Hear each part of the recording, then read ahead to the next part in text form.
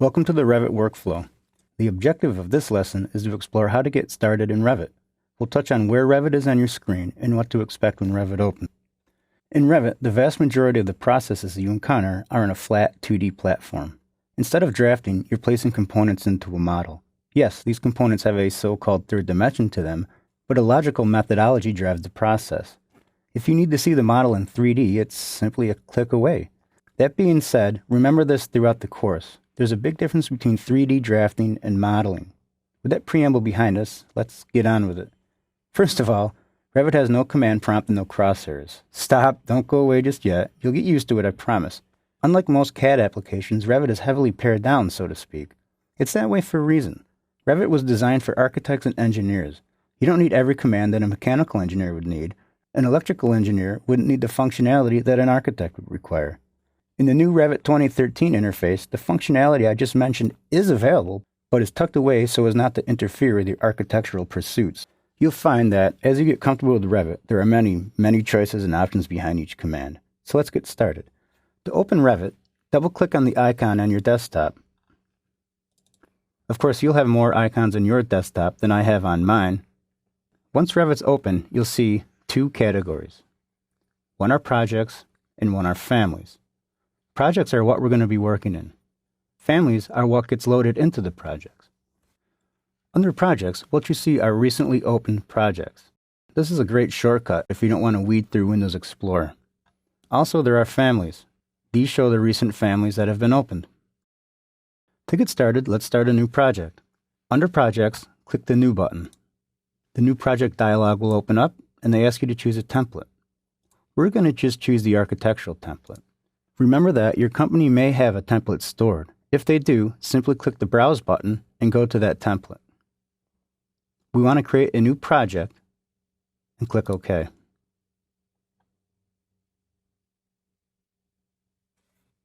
Perfect. A new project has been started.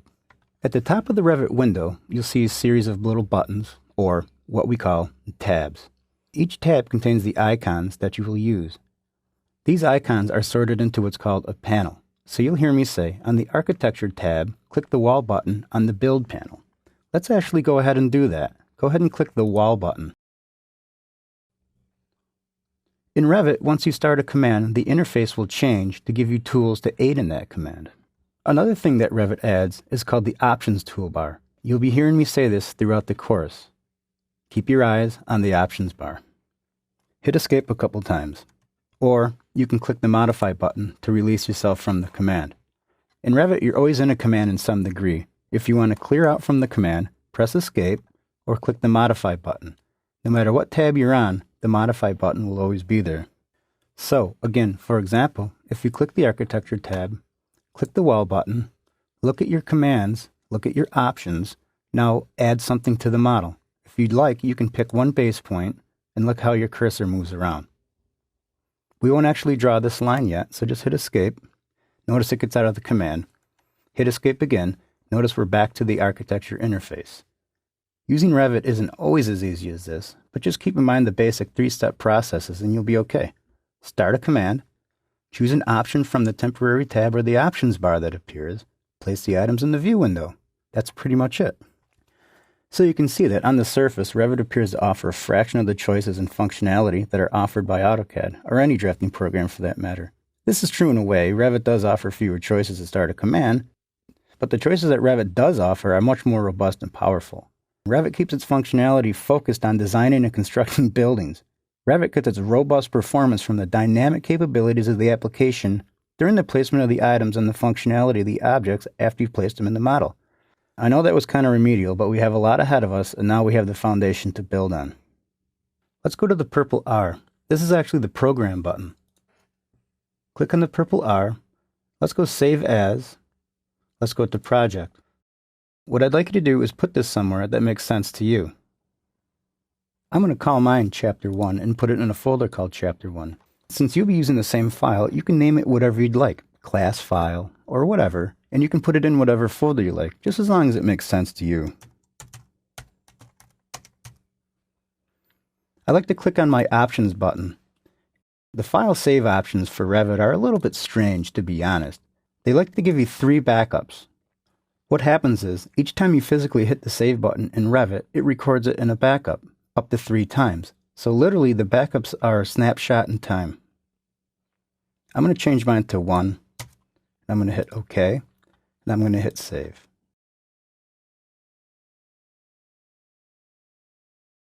The objective of this lesson is to dive in a little deeper into the Revit interface. We'll explore the ribbon a little more, look at the quick access toolbar, and pick apart how Revit likes to pick apart a wall. As I mentioned before, we aren't in CAD anymore. For some people, this is no big deal.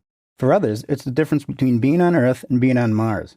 But once you see how Revit operates, it'll seem a little more like home. Open the file you previously saved, or open the file called Chapter 1, and let's follow along. Let's start again at the ribbon. Notice the Architecture tab. This is where this class is going to be about 90% of the time. There's other tabs for other trades, such as Structure. We'll be on the Structure tab in one chapter. Systems, this is for MEP. We won't go near this tab, but we'll definitely use the Insert tab, the Annotate tab, the Analyze tab, Massing and Site, Collaborate, View, Manage, and Modify. What's nice about these tabs is they interact with you.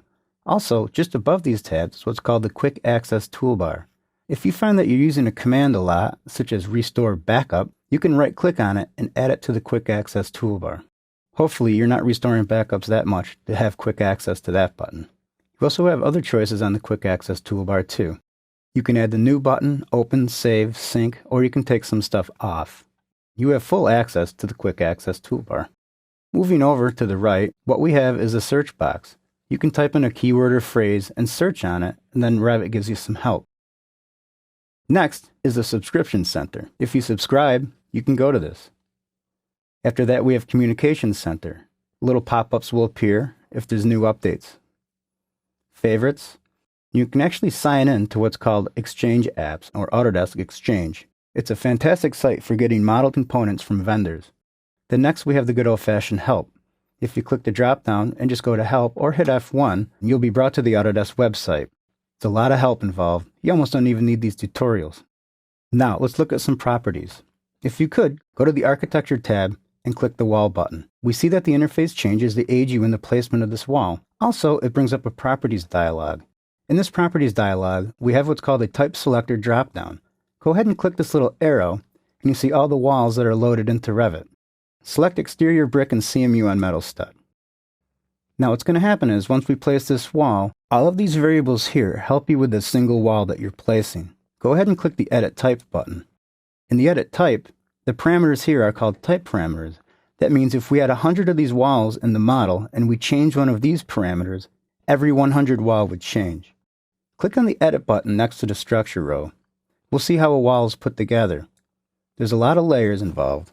If you move your cursor over to the side, we can widen out this field. You can see that a wall is made up of finishes, thermal air layers, membranes, substrates, and structures. There's a lot to a wall in Revit. Also, we can get a preview of the wall by hitting the Preview button down here. You get a preview in Plan, or if you hit the View drop-down, you can go to Section, Modify Type Attributes. Once you've examined your wall, click OK. Click OK again. Let's take a look at some of the other options. Let's look at our Options toolbar, Modify Place Wall. It gives us the height and wants to know if we want the height connected. We can leave it unconnected now at 20 feet. We want to make sure it's set to Finish Face Exterior. We're drawing an exterior wall, so we want to make sure that we're setting it up for our brick coursing. An error here could be costly down the road. Make sure you turn the chain button on. What that means is if we draw one wall, another wall will start to form and follow our cursor around. Let's keep it at a 0 offset. Notice we have the Modify Place Wall temporary tab that shows up. We have some choices to draft with. We want to make sure the line button is the current choice. What I'd like you to do is move your cursor down into this area, somewhere down here. Doesn't matter, we'll make some adjustments later. Pick the first point and move your cursor in this direction. Notice that we have a little tooltip following along with the increment. Move your cursor to the left until that says 100 feet. Or what I do is I just type in 100 and hit enter. Because our chain button is selected, we can now keep continuing with this wall. So let's go straight up and let's type in 80. Notice that I don't have to type in the foot mark or the inch mark. Revit understands input to be feet. This will be hard if you go back to AutoCAD. Move your crosshairs this way. Notice that there's no what's called an ortho. Revit will snap to the direction you want to go in. So if you keep coming in this direction, notice that Revit will align itself with adjacent geometry. This is a nice function.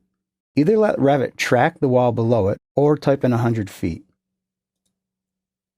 Bring your cursor down in this direction and type in 16 and hit enter.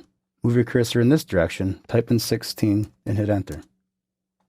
To get out of the command, press escape a couple times. Awesome. We now see how to interact with Revit.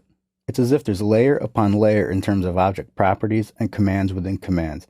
Luckily, it's laid out in a logical format. We were able to examine a wall's properties and place that wall in the drawing window.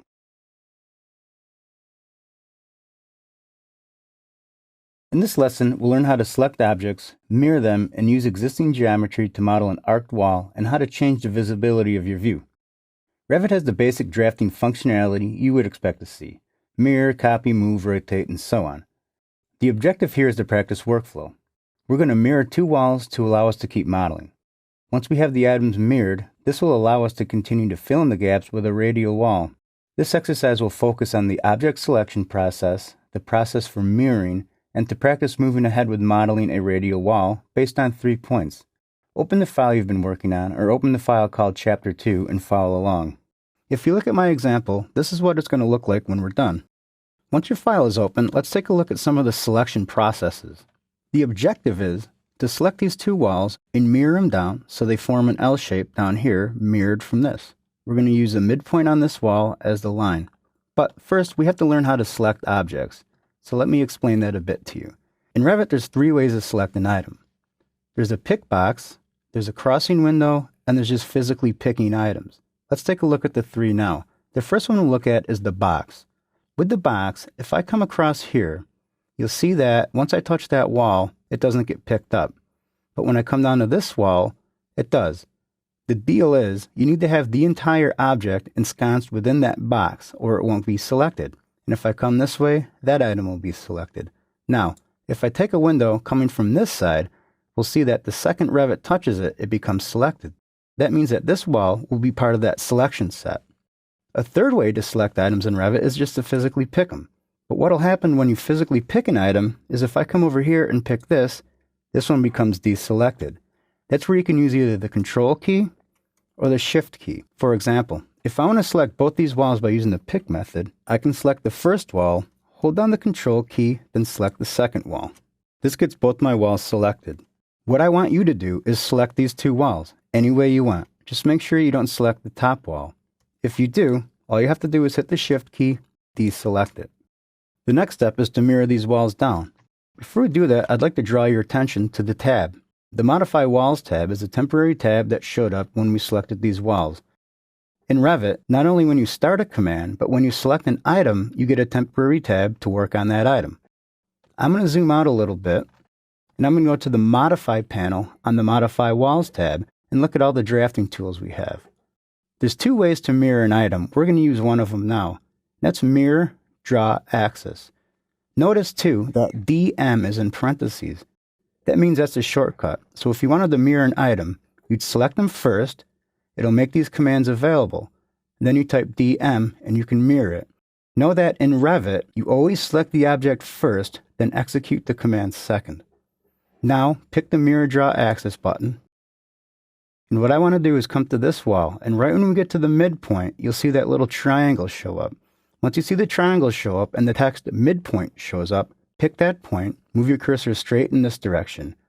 Be careful not to angle it. Straight in that direction. When you see that snap tip show up and when you see that reference plane show up, come in this direction. You can pick a point anywhere in this direction and it's going to mirror the wall. Hit escape a couple times and it clears out the command.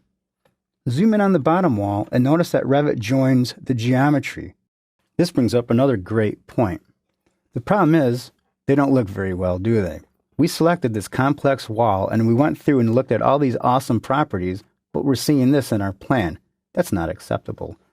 The thing is, we have what's called the View Control toolbar. This toolbar controls the view state of the objects in the view window. What I want to do is hover over this icon here. It says Detail Level, coarse. If you click that icon and go to detail level fine, what you'll see is all the other sublines show up, delineating the wall's functionality. In some cases, where the scale is really small, it's handy to have your detail level set to coarse. That way it doesn't look like a blob when you print it. On normal scales, such as 1/8 of an inch, it's okay to have your detail level set to fine. Also know that if you have a lot of objects modeled and your detail level is set for fine, it could slow your model down a bit. The next thing we're going to do is create a radial wall.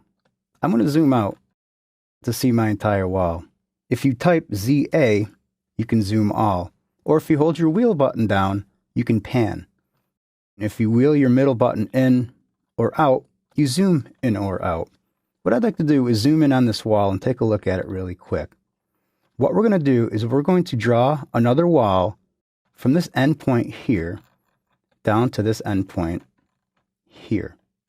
So to do that, the best way I find is you can just right-click on any wall that's there and create similar.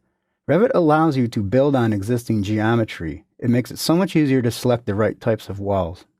The next thing I want to do is on the Draw panel of the Modify Place Wall tab, I want to click on the Start End Radius Arc button. I'm going to zoom in on this wall as close as I can by wheeling in with my mouse button. Now I'm going to click this endpoint. This is actually a concrete ledge that's about 3'6" up the wall. We don't want to select that. This is the actual edge of brick. This is the wall we're going to select. So pick this point right here. Zoom out down to the bottom and pick the exact opposite corner. Not this corner, but this corner. Once you pick that, you'll see that the wall is starting to form an arc. Once we move in this direction, the wall will actually snap into place. We can break through it, but let's not do that. Let's just let the wall snap into place. Once you see that it's tangent upon those 2 points, pick it and hit escape twice. On your keyboard, type ZA. That will zoom all. So that wasn't too difficult, right? Now we know how to select objects in Revit, mirror them, and adjust how the view looks.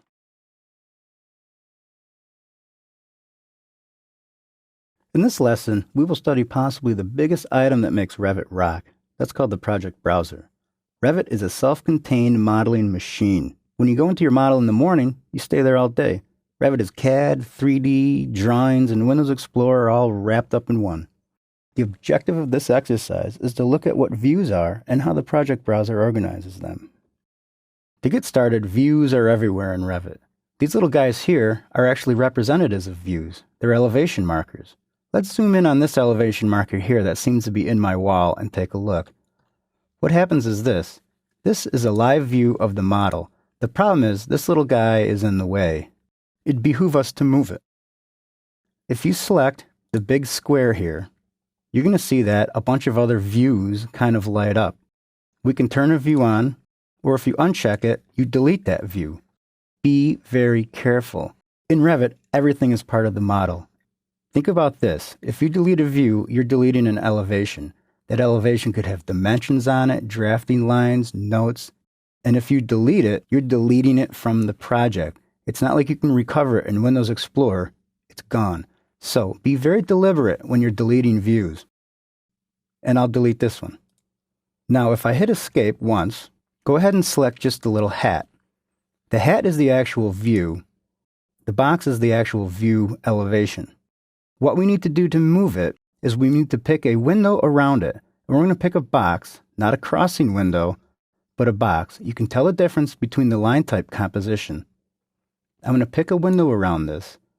I'm going to hover my mouse over the middle of it, hold down my pick button, and just move it out of the wall. Speaking of the quick access toolbar, what I'd like you to do now is come up and click on this little house. If you hover over it, that's the default 3D view. Check out our building. Pretty cool, huh?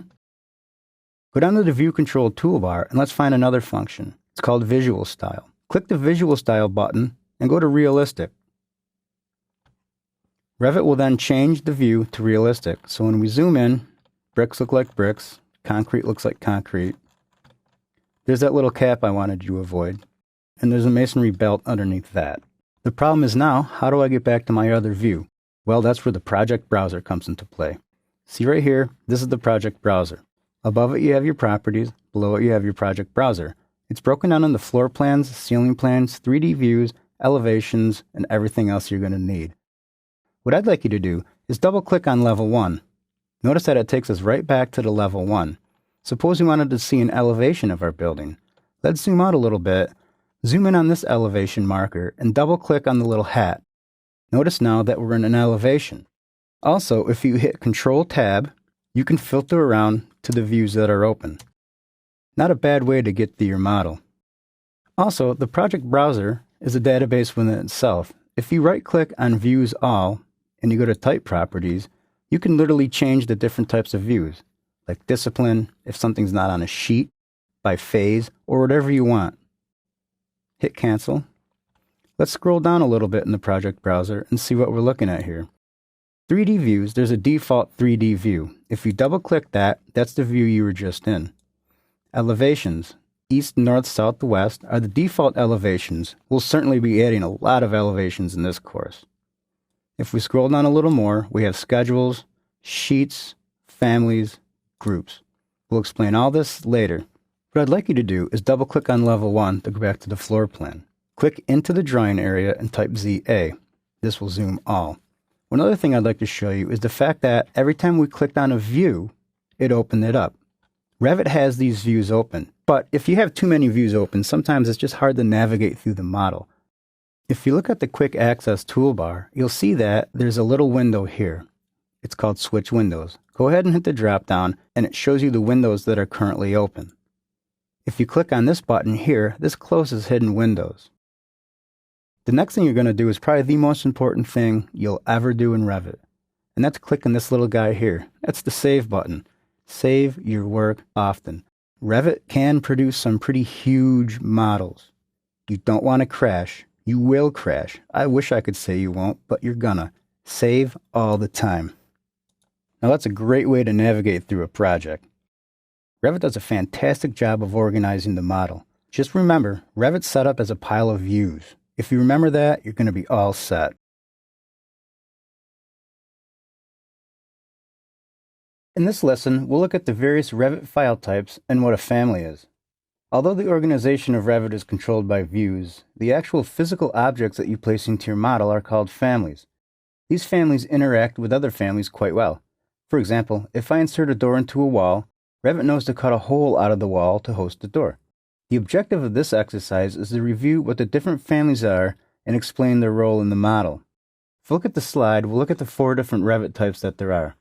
There's RVT, that's a Revit project file. That's the main file you'll be working in most of the time. RFA is what I just mentioned. It's a Revit family file. These files are loaded into the model and interact with other families within the model. RTE is a Revit template file. These are the files you use when you start a brand new project. RFT is a Revit family template file. These are the files you'll use when you start to build a brand new family from scratch. If you could, open the file you've been working on, or open the file called Chapter 2 and follow along. The first thing we'll look at are the different Revit file extensions. Go to the purple R, or the Program button, it's the same thing. Go to Save As, go to Project. The first thing we'll see are those backups we discussed earlier. What Revit does is it saves these backups each time you hit the Save button. These backups are a snapshot in time. Also look down here where it says Files of Type. All Revit project files are .rvt. A lot of times I like to just delete these files, which is what I'm going to do right now. By selecting it and hitting the delete key, we can get rid of the backup files. The reason I do this is because someone always inadvertently opens the wrong file. Go ahead and hit the cancel button, clear out of there. The next thing I want to look at are the different types of families. There's 2 different types of families, that is the system family and a hosted family. System families are inherent to the current model and aren't inserted in the traditional sense. You can only modify a system family through its element properties within the model. The walls you've put up to this point are system families, for example. You didn't have to insert a separate file in order to find the wall type. The system families in a Revit architecture models are as follows: walls, floors, roofs, ceilings, stairs, ramps, shafts, rooms, schedules, quantities, text, dimensions, and views. System families host other families. Those families are called hosted families. All other families in Revit are hosted in some way by a system family, a level, or a reference plane. For example, a wall sconce is a hosted family in that, when you insert it, it will be appended to a wall. Hosted families carry a file extension of .rfa. To insert a hosted family, follow along with me. On the Architecture tab, click the Door button on the Build panel. You'll see what we've done is activate the Modify Place Door command. In the Properties, you'll see the picture of the door, single flush, and hit the drop-down. We have all these different types of one family. This is a hosted family. Notice when I bring my cursor into the drawing area, I get the International No sign. That means I can't just throw a door out in the middle of the field somewhere. But when I come over to my wall, notice that it grabs onto the wall and it wants to insert the door. This is a hosted family. You can't just put a hosted family anywhere. It needs a wall to host it. Each family has different types. Say, for example, this single flush 36 by 84. If I click on the Edit Type button, you'll see that 36 by 84 is current. When I hit the drop-down, I have all these different Revit types. So each family, single flush door, has multiple different types to it. The next thing I want to look at are Revit template files. When we started our project earlier, we used one. I didn't quite explain it, but I'll explain it now. If you go to the purple R, or the Program button, let's go to New, let's go to Project. These templates carry the file extension of RTE. If you click the Browse button, you'll see that we can choose any other template. Chances are your company has a template. It'll be a good idea for you to find out if they do or not, because if you start a drawing using an old template, you're going to be in trouble. Click the Cancel button, and click the Cancel button again. Let's look at another type of template. If I go to the purple R, and I go to New, and if I go to Family, this brings us into the Family dialog. The family template files are called RFT. All of our families are made from predefined templates. Go ahead and hit Cancel. So there we have it. Revit is like one big community of families. It's good to know what a hosted family is compared to a system family and the different Revit file extensions.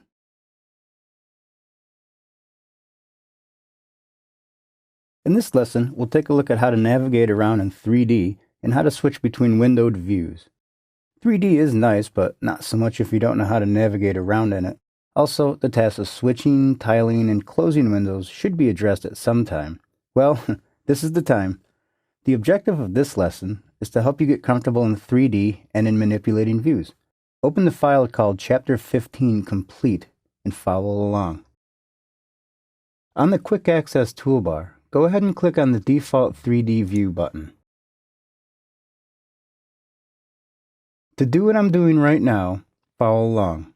Hold down the Shift key, hold down the wheel button on your mouse. You notice that Revit gives you a pivot icon. This allows you to pivot around in a view. Also, we have what's called the View Cube. We can switch around to all the different views with this and go to the Home view, which is a basic isometric view. We can go to the front, we can go to the top, and we can also zoom around like this.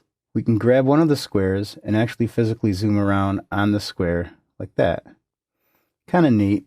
It's up to you if you like to do the Shift wheel button or if you like to use this. What I just did was I zoomed in. I zoomed out. To zoom in, you wheel the button away from you. To zoom out, you wheel it this way. Not too bad. We have predefined views. Zoom in region, which means you zoom in on a box. Zoom out ×2 means you can keep bumping out. Zoom to fit, which also, if you type ZA, zoom to fit works. You can zoom to sheet size. You can previous. Also, we have what's called the full navigation wheel. So follow me along. Let's go down to level 1 floor plans. Let's zoom in on this radial entry area here. We're going to jump ahead and create a cool view. You see the little house button we clicked on before. Go ahead and hit this drop down and click on camera. What we're going to do is pick a point like right about here, and we're going to beam it right at that staircase we have in there. And we're going to go past it to about here. Very cool. Slide open this window and slide this grip over a little bit so we can get a good look at it. Now, what I want to do is introduce the View Control toolbar. It's in a perspective view right now, But on the Visual Styles button that you see right here, go ahead and click that. Let's go to Realistic. It gives us a realistic view of what we're going to be modeling in this area. Now, let's go ahead and click on Full Navigation Wheel. And we have all these tools for us now. So let's go to Walk. What you got to do is just pick it and hold down the wheel button and move forward slowly. And you can start to walk around the model. Very neat function. If I zoom back a little bit and let go, oh, I went back too far, and I let go, you can use the up and down button. Go ahead and pick up and down. We can literally move all the way up and examine everything that's going on, right up to the top, right up through the roof, and back down again. We can go all the way up and let go of it, and we can use the look function.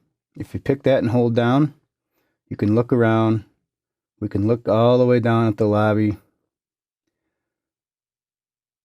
and we can look straight up. We can up, down, go down to the first floor, and use your walk command. And we can walk right through our entire model, through all of our doors, down the corridors we're going to be making, through this room, into this area, into a room here, another room.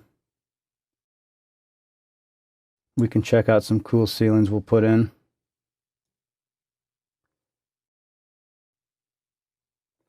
Now, to get out of this view, just hit escape a couple times. Let me introduce to you windows. So essentially, we're in a view. If we go to our quick access toolbar, we'll see we have closed hidden windows, which means we have windows open in the background. Or we can switch windows. Go ahead and click the little drop down next to switch windows, and you'll see I have quite a few windows open. So we can go to any of these views that we want. Or if you want, you can click on Close Hidden Windows. Go ahead and click that button right now, Close Hidden Windows. Now let's go down to level 2 in our floor plans. And again, let's go to a 3D view. Now let's type WT, Window Tile. I have a couple more drawings open than you, but click into one and type ZA. It zooms every drawing to all, like we had done before. To close out of these views, you can just click on one of them, or to open one up, you can double click on the blue window, type ZA, and it zooms all again. So that's how you examine a model. Some users like holding down the Shift key plus wheel button combo while in 3D, while some just like using the view cube. I love the walk feature too, but remember, you need to be in a perspective view to do that.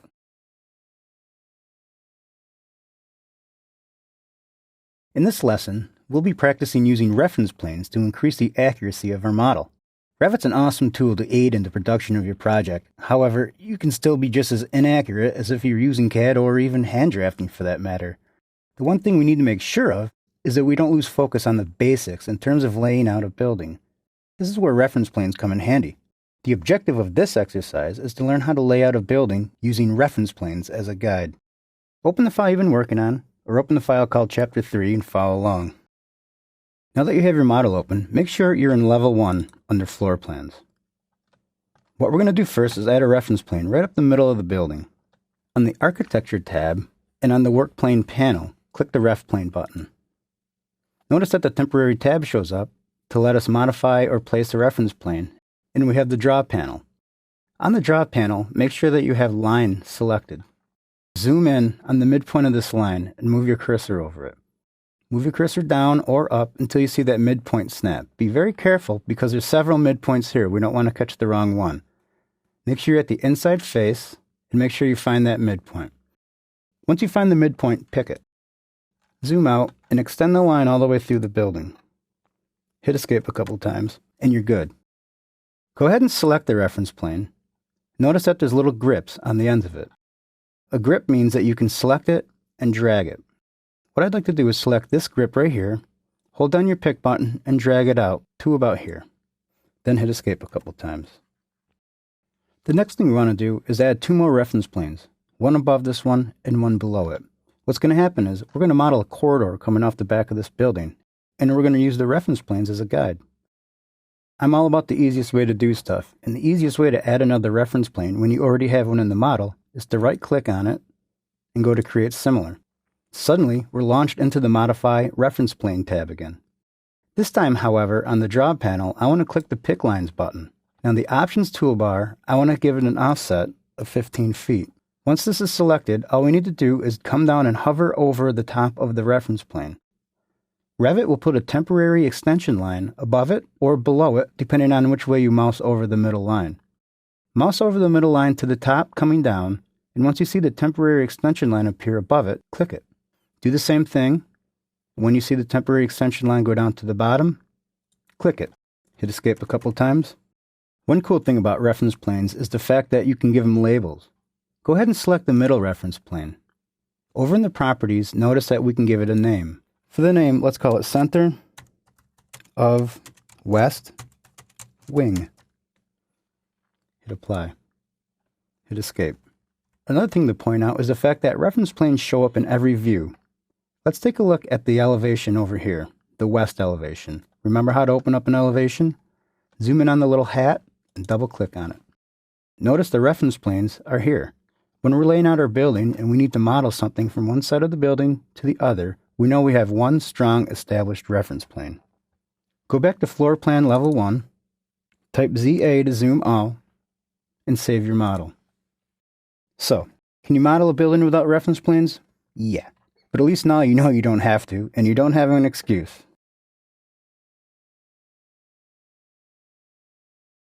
The objective of this exercise is to practice modeling walls that are at different angles. Open the file you've been working on, or open the file called Chapter 3 and follow along. Here's what we're going to be working on. It's a corridor with the building appended to the end of it. Notice that there's a radial wall in the back, and that we've got some funky angles over here. If I go to Level 1 Floor Plan, this is what it looks like in Floor Plan. Notice that we're following along with the reference planes, and we're laying it out accurately. Let's zoom in on this reference plane here, and let's start to draw a wall. Select the wall that's sitting there, right-click, and Create Similar. Make sure the location line is set for Finish Face Exterior. It should be by default. And make sure Basic Wall Exterior Brick and CMU on Metal Stud is in your Properties. Let's start by zooming in close to this wall, and we're going to pick this intersection. Don't pick this intersection, but pick that intersection. Once you see the intersection snap show up, go ahead and pick the wall. Already we're in trouble. The wall's going in the wrong direction. You can fix that by simply hitting your spacebar to flip it down. Moving in this direction, I want a wall that's 25 feet long. So I'm going to move till I get close to 25 feet, and I'm just going to type in 25 and hit Enter. The next thing I'm going to do is draw this wall up at a 45-degree angle, or 135, whichever Revit's telling you.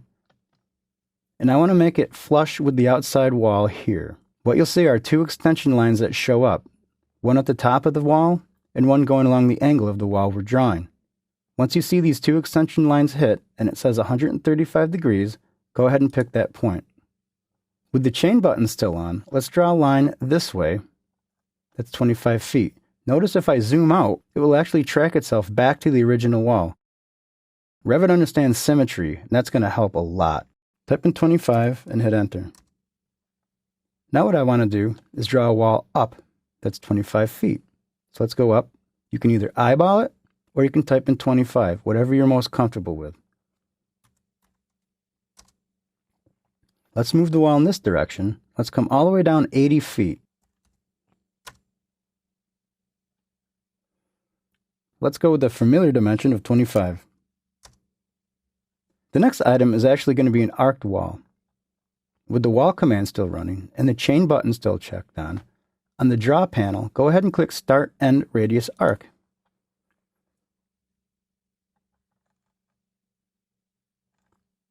Notice that you're going to have to hit the spacebar again and bring your wall down 25 feet and then hit Enter.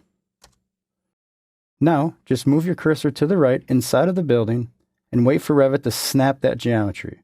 Once it snaps your wall into place, go ahead and pick that spot. On the Draw panel, click your Line button again, hit your spacebar to flip your wall, and let's come down 25 feet again. Let's move our cursor in this direction, and let's go 80 feet. Or, remember, you can just snap to the wall as it projects down. Move your cursor up 25 feet and hit enter. Now hit escape a couple times. Good job. The next challenge is to get some walls down here. What we're going to do is actually use a function that's built in called offset. You've probably heard of this before, but Revit has a really strange way of dealing with it that I kind of like. Right-click on this wall here and go to Create Similar. On the Draw panel, click the Pick Lines button. Right here on the Options bar where you see Offset, type in 30. And what I want to do is move up to this wall a little closer. Hover your mouse over the outside face of it. Notice that we get the same familiar temporary reference line just below it. Once you see that reference line, go ahead and pick the wall. With the Pick Lines button still pressed, and 30 feet still in the offset, let's offset this 45-degree wall down 30 feet as well. Hit escape a couple times, and let's look at the mirror command again. The objective here is to get this wall down here mirrored, but since we have a reference plane to work with, it's going to be so much easier. Go ahead and click this line. On the Modify panel, on the Modify Walls tab, you'll see Mirror Pick Axis. Go ahead and click that button, or if you see in parentheses it says MM, you could type MM too, but just realize that in Revit, you have to select the object first, then execute the command second. To mirror this wall, just go ahead and pick this line right here. It mirrors it. That's so easy now that we can just pick that reference plane and we know it's going to be symmetrical. Hit escape a couple times and let's look at one more command. That's the Trim command. Go to the Modify tab. You notice you have a Modify panel. Right here is the Trim Extend to Corner button. This is a great button. Go ahead and click that, or as you can see in parentheses, you could type TR for Trim. Revit's a little bit funny how this works. The rule is, if I want to clean up this corner and get rid of this little nubbin, all I have to do is select this wall here and this wall here. I have to select the parts of the wall that I want to keep. I'm going to do the same over here. This is extraneous, this is extraneous. What I'm going to do is select this wall here. I'm going to select this wall here. It cleans it right up. I'll do the same for the bottom. It'll trim or extend. I'm going to select this wall here. Even when I hover over this, you're going to see that temporary extension line show up. Once you see that, pick it, and you're clean. Hit escape a couple times. Let's draw one more set of walls. Let's zoom out and come over to this area here, the south side. What we're going to do now is draw a U-shaped unit here. To do that, go ahead and right-click on this wall and go to Create Similar. In the Draw panel, make sure the Line button is still checked, and for the offset, let's type in 15. What could help is if we change the detail level back to Coarse. Just remember to turn it back to Fine before you print.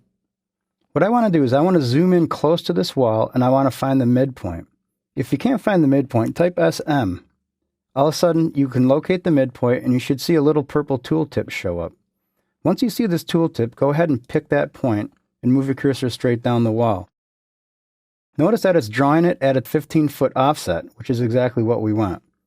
Move your cursor down to 25 feet. Once you see that, go ahead and pick it. Move your cursor right back up into the wall until you see 25 feet, and then select the wall. The next objective is to draw a wall straight across here. Go ahead and right-click on this wall and go to Create Similar. Let's zoom in on the front of it and pick a point right here, the end point. Not the ledge below, but the end point of the wall. Once you see the endpoint snap show up, pick it. Move your crosshairs in this direction. Notice that we need to hit the space bar again to flip the wall into the correct direction. What I want you to do is pick the end of this wall right here. Hit escape a couple times, you're all set. Let's set our detail level back to Fine. Notice how Revit cleans the wall joins up very nicely for us. Let's do one more thing before we finish. I never trust myself. So what I want to do is, on the Quick Access toolbar, we'll see a little icon here, Measure Between Two References. Use this and use this often.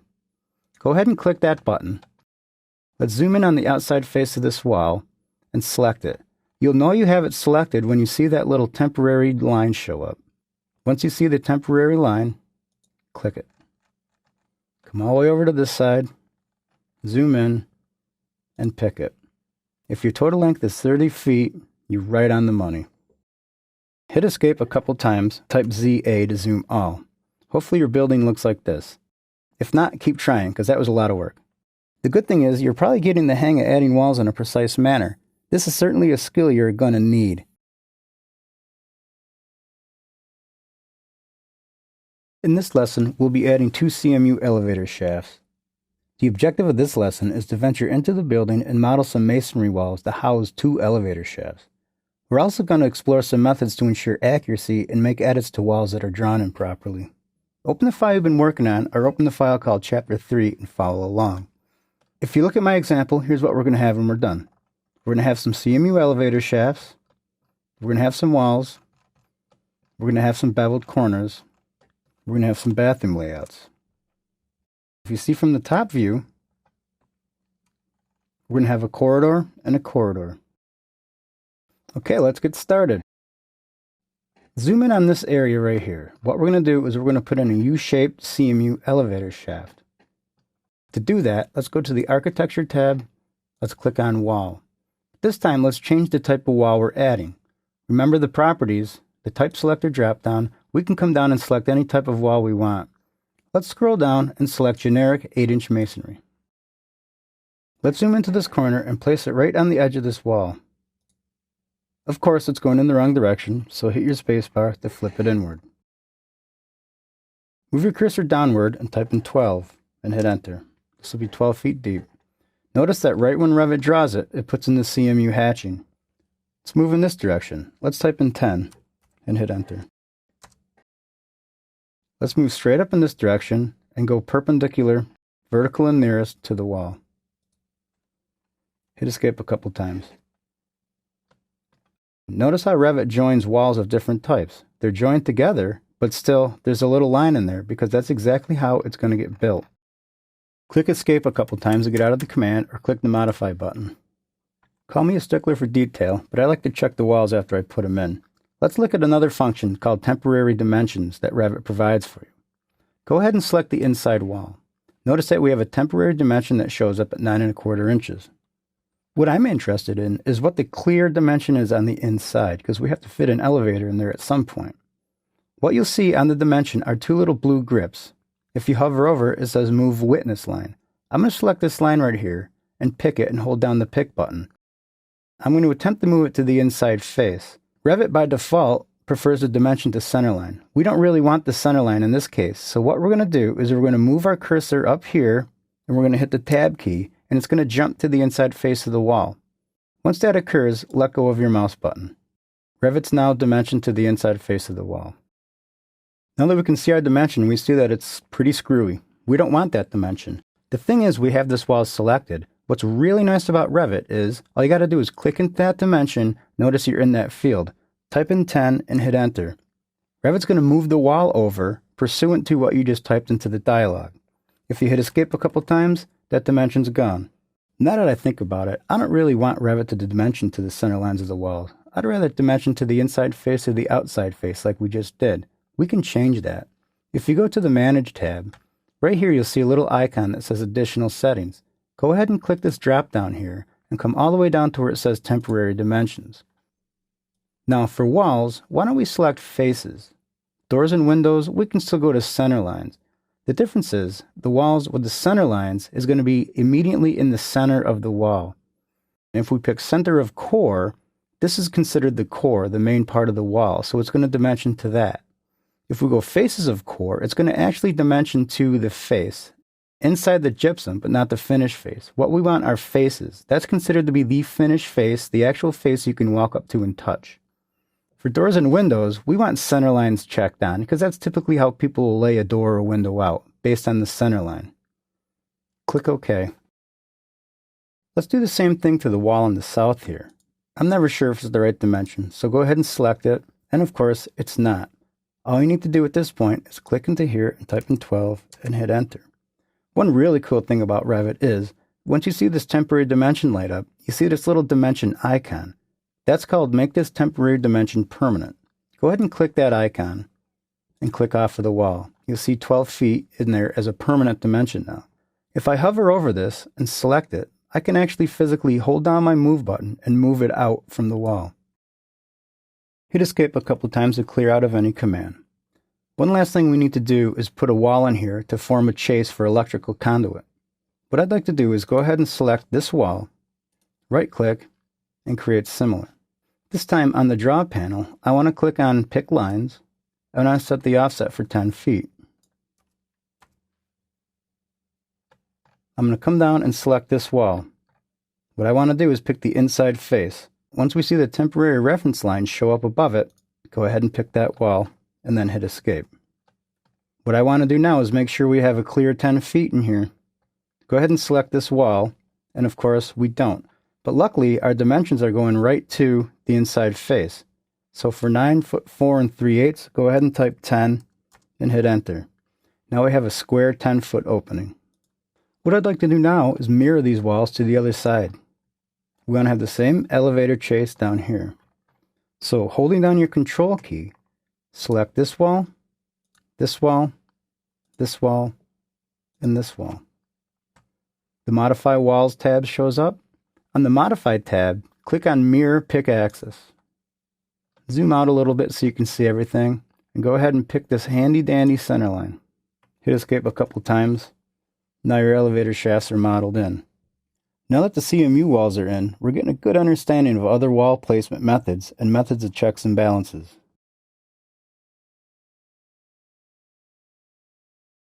In this lesson, we'll be adding a ton of interior partitions. It's time to get inside this building and model some walls. Just like the exterior walls, we want to be as accurate as we can. This is where I start losing some of the AutoCAD veterans. If it feels like you're moving a tad too slow, just remember, this is a new application, but each click in Revit gets you much further along than the 2D drafting mentality. The objective of this exercise is to put up some partitions. Open the file you've been working on, or open the file called Chapter 3 and follow along. Here's an example of what we'll be doing. The first thing we're going to do is start with a radial wall that's going to be appended to our masonry walls. The second thing we're going to do is throw in a corridor. The third thing is throw in 2 lavatories. We're going to add a corridor here, add a little partition here, and maybe if we have time, add these 45-degree angles. If we look at it in plan for floor plan level 1, we'll see the layout. So let's get started. The first thing I want you to do is zoom in to where the elevator shafts are. On the Architecture tab, click the Wall button. In the Properties, let's click down until we find Interior 6 1/8 inch Partition 2 hour. Once you've found that wall, on the Draw panel of the Modify Place Wall tab, click the Arc Start End Radius button. Let's set the location line to Finish Face Interior. Let's zoom in on this corner. I'm going to pick my first point at the corner of this masonry wall. I'd like to flip the wall to the other side, so hit the spacebar. Scroll all the way down to the opposite corner and select this endpoint. Now to draw the arc, all you have to do is go to the left, get it approximately at 20 feet, and type in 20 and hit enter. Hit escape a couple times, and you're all set. The next thing we're going to do is throw in this corridor. Right-click on the radial wall and go to Create Similar. For the offset, let's specify 4 feet. The first point I pick is going to be either the midpoint or the intersection of this wall and this reference plane. Once you find one of those snaps, go ahead and pick a point. Move the mouse in this direction and you'll find that there's a 4-foot offset coming from the reference plane. Come all the way down and click the midpoint of that wall. Now let's come straight back and do the same thing. We can resolve it at either the end point or intersection right here. Hit escape a couple times. Let's come down to this side and see if our walls are cleaned up. One of them seems good, one of them seems not so good. Select the not so good wall and find the grip in the middle. It says drag wall end. All you need to do is just pull that into the core a little bit more, and it's going to find its way in and it's going to clean itself up. We have some work done on the other end, so let's do the same thing. Go ahead and grab the grip, drag it right to the core of the wall. Up top, grab this wall, grab the grip, drag it in, hit escape. Great, now that these walls are all intersecting correctly, let's go down to the other end here and add some lavs.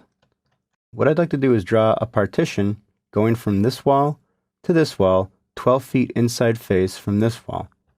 To do that, I'm going to right click on the bottom corridor wall and go to create similar. For my location line, I'm going to set it to finish face exterior. I'm going to zoom into this wall here, and once I put my cursor on top of it, you'll see that I get a little temporary tooltip that shows up. I'm going to move over till it says 12 feet, and I'm going to pick this wall right here. And if we move straight up north, we're going to come up and just butt right into this wall. Once you see that you're intersected with the wall, go ahead and pick a point. Hit escape a couple times, and we're all set. Select this wall and make sure we're 12 feet away from that exterior wall, and then hit escape a couple times. The next thing I want to do is draw a horizontal line here and another horizontal line here at 6 feet and 12 feet respectively. To do that, I'm going to right click on this horizontal corridor wall and go to create similar. On the draw panel, I'm going to click the pick lines button. I'm going to give it an offset of 6 feet. Remember, just type in 6 and hit enter. Now I'm going to come down to this wall, and I'm going to hover over it. Notice that we get a little temporary line that shows up. Once we see that, we're going to pick it. Let's hit escape a couple times. What I'd like to do now is just check the dimension from the inside face, measure between two references. Go ahead and click this button. Pick a point here, pick a point here. If your total length is 6 feet, you're good. Hit escape a couple times. Let's offset this line up 12 feet. To do that, let's right click on this line and create similar. On the drop panel, click the pick lines button. For the offset, let's just type in 12. Hover over the inside face of this wall and go ahead and pick it. We now have a 12-foot wall. Hit escape a couple times. On the quick access toolbar, click your measure between two references button. Select the inside face of this partition and come up to the inside face of this partition. If it says 12 feet, you're good to go. Hit escape a couple times. The next thing we need to do is trim these walls up. If you go to the Modify tab, let's take a look at a tool we can use called Trim Extend Multiple Elements. The trick of this tool is to select the button, then what we're going to do is select an edge that we want to cut some walls off. These walls only want to go to this partition, not all the way down the hallway. So the trick is, we select our cutting edge first, then we select the walls that we want to trim second. Follow along. On the Modify panel, click the Trim Extend Multiple Elements button. Let's select our cutting edge. That's going to be the inside face of this wall. Now, once we've selected the cutting edge, Revit knows we want to trim multiple items. The trick is to pick the wall on the point you want to keep, not on the point you want to remove. And Revit gives us a little tip. If we zoom in and hover over this wall, we'll see the temporary extension line only extends to the inside face of that wall. That means this is the only part of the wall that's going to remain. Once you see that extension line, go ahead and pick the wall. We're still in the command, so let's come down to this wall and do the same thing. Revit's going to trim these walls off nicely. Hit escape a couple times, and you're all set. Okay, one more wall and we're all set. The last thing we need to do is put a wall right up through here. This is going to be a mechanical chase wall. We're going to put our lavs against this wall. So go ahead and right click on this bottom line and go to create similar. What we want to do is come in to this side 2 feet. Once you see 2 feet show up, go ahead and pick that point and draw a line straight up. Hit escape a couple times. The idea is to have 10 feet in here and 2 feet from this point in. Let's make sure we have that, and we really don't. So for the 9 foot 5 7/8, let's select that and type in 10 and hit enter. That way we know we have perfect 10 feet inside of our lav. The next thing we're going to do, and the last thing we're going to do, is mirror these walls down to the other side of the corridor. Holding down your control key, select this wall, this wall, this wall, and this wall. on the Modify panel, click the Mirror Pick Axis button. Zoom out a little bit, pick our handy-dandy center line, and our walls are now mirrored. Hit Escape a couple times, scroll in just to check them out to make sure everything's joined in nicely, and you're all set. Yeah, I had you model a lot of walls, but I can't stress enough the importance of having this procedure down pat. But did you notice any similarities between the different commands? Learning how to place interior walls is exactly the same as exterior walls and is exactly the same as a lot of the other procedures you're going to see in Revit.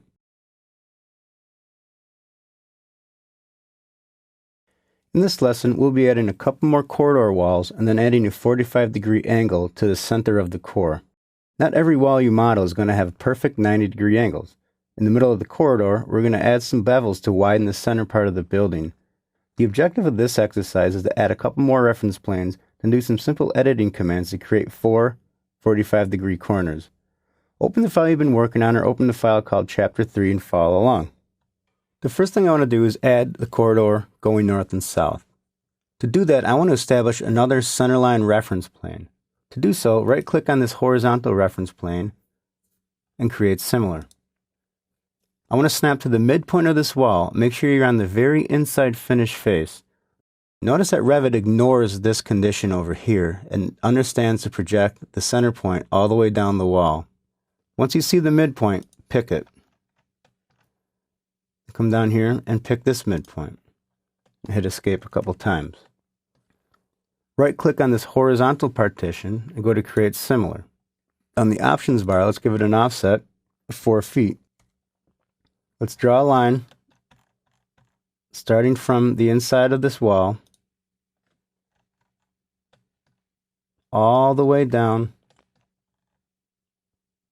to the inside of this wall. Draw the same line straight back up again till you meet this intersection here. Hit Escape a couple times. Let's make sure all our walls are cleaned up. And again, we're missing one, so select the wall and bring it into the core a little further just to make sure the joins are cleaned up. Let's zoom in on the center corridor part and see what we have to do. We're going to have 4 45-degree angles going down through our walls. The first thing we need to do is establish a reference plane that's up 4 feet. What I'm going to do is right-click on this horizontal reference plane and create similar. On my Draw panel, I'm going to use my Pick Lines button.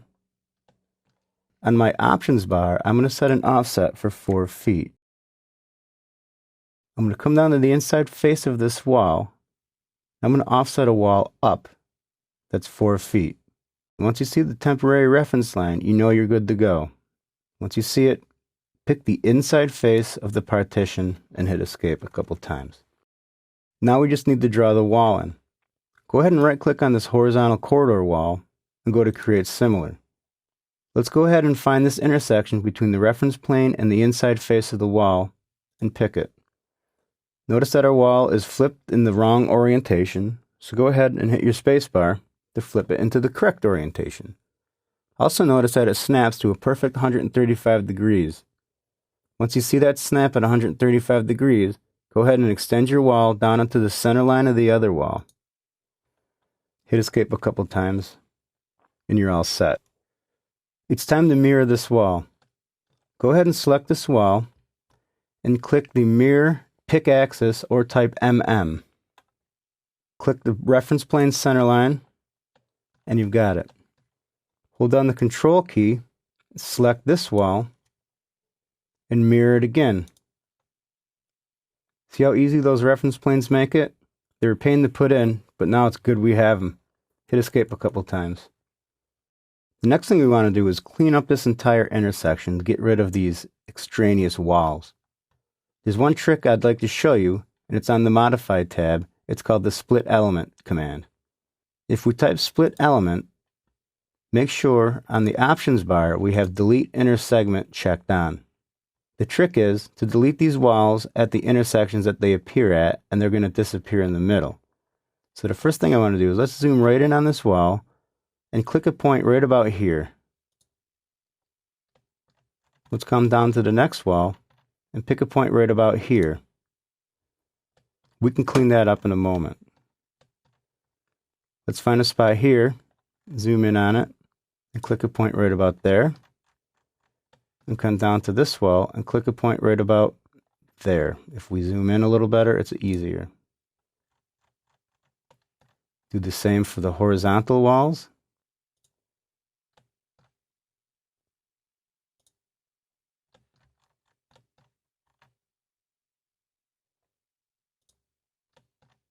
Zoom in a little bit. And Revit will clean them up.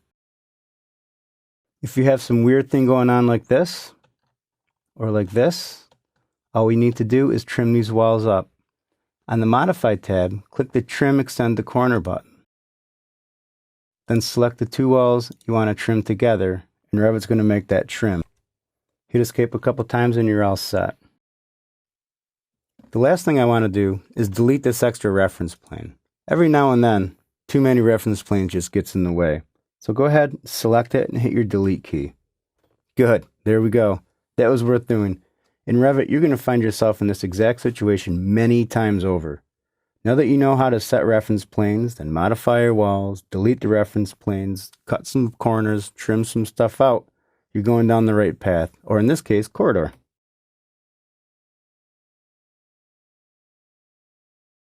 In this lesson, we're going to look a little closer at how walls join together and the tools that Revit uses to do just that. Sometimes you get in a situation where you just don't like how walls are coming together. In Revit, there's a wall join tool that helps with this procedure. The objective of this exercise is to create a couple more walls, then modify how they're joined together. Open the file you've been working on, or open the file called Chapter 3 and follow along. The first thing I want to do is draw a wall from this intersection perpendicular to here.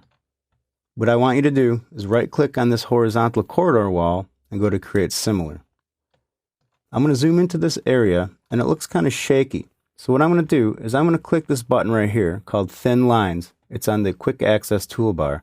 What this does is this allows you to see your building a lot better. It gets rid of the line waves.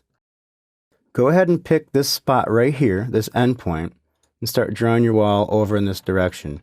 You may be in the wrong orientation, but that's okay. Go ahead and hit your space bar and flip it into the correct orientation. I'm going to come all the way down the corridor wall, and I'm going to pick this corridor wall here. Hit Escape a couple times. Make sure your wall joins together, then you're good. Let's focus our attention back on this wall and see what we can do to make some modifications. The idea now is to make this wall join a little cleaner.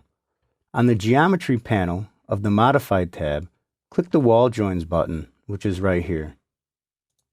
One thing to notice is down in the lower left-hand corner, we get a little tip to help us with our command. They want us to pick Join to edit. So what we're going to do is we're going to hover over this whole intersection and select it. Now Revit shows us how the wall is being joined together.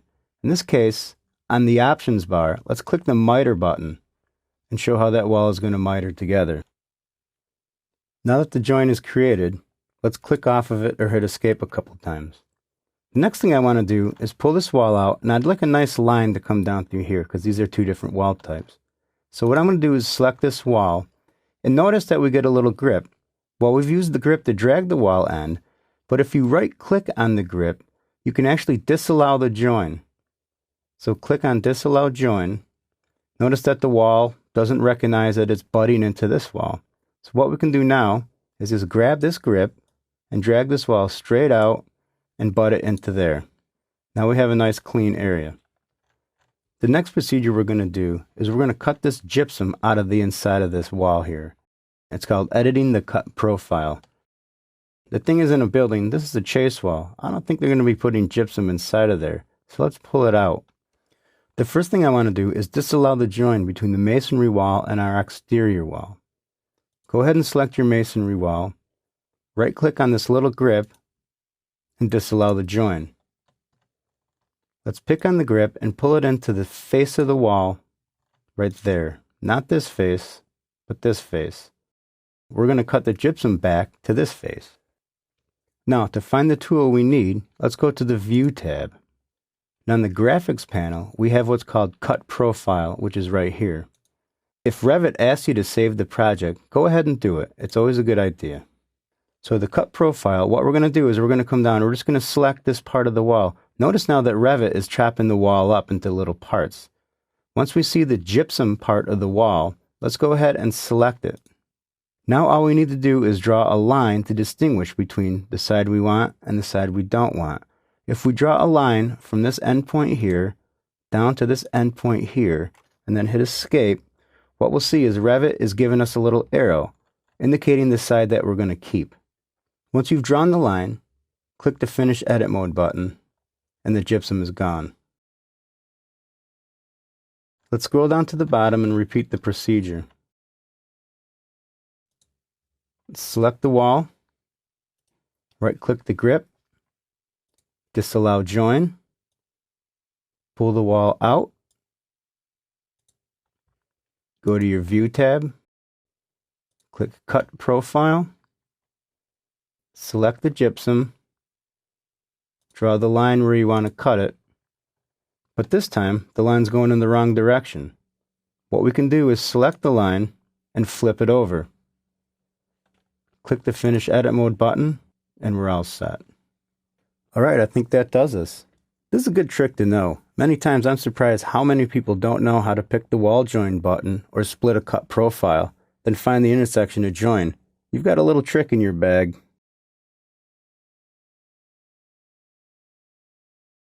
In this lesson, we're going to start adding doors to our model. This is where we can start to really gain speed in Revit. Once we add a door to a wall in Revit, the opening is automatically cut out of the wall. Also, when we add a door, Revit is smart enough to know that the jamb of the door needs to equal the wall's thickness. Revit will then number the door and add it to the Revit database for future scheduling. The objective of this exercise is to add some doors to our model, change the exterior walls to wrap the door inserts, then we'll take a look at how Revit numbers doors using the Mark category. Open the file you've been working on, or open the file called Chapter 3 and follow along.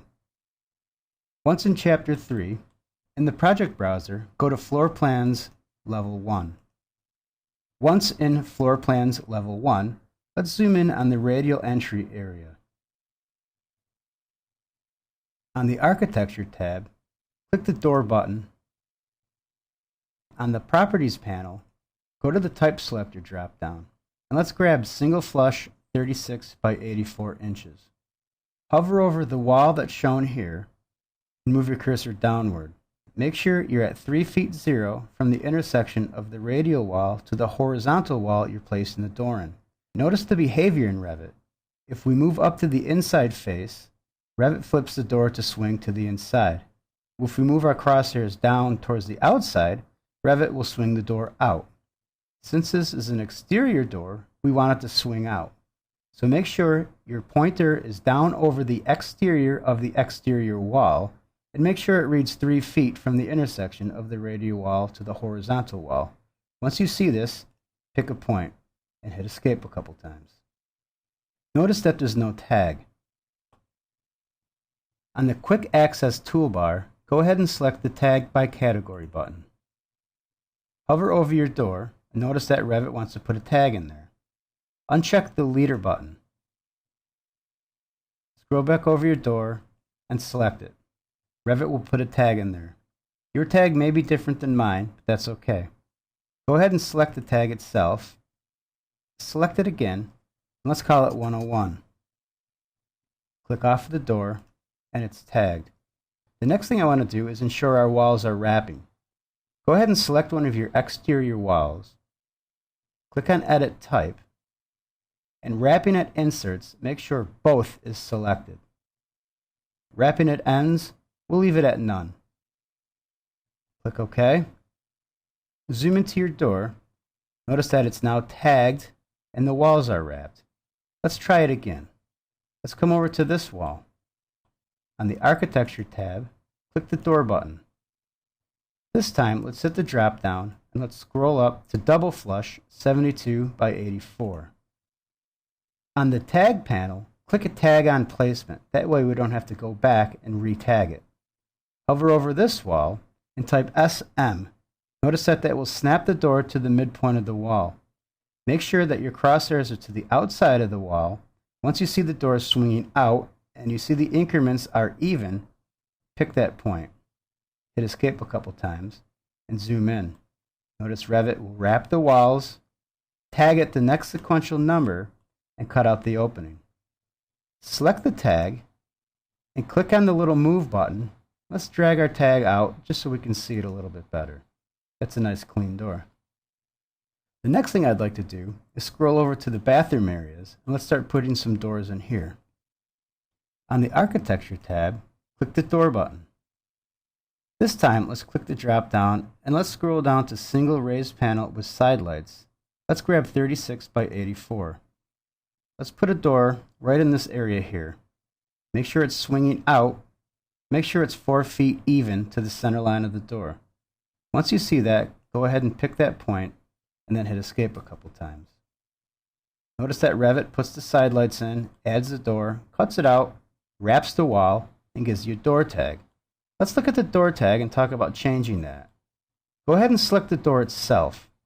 This time I'd like you to scroll down on the properties and let's look at what the identity data is. There's an item called Mark. The door's mark is 103. This 103 corresponds with this 103.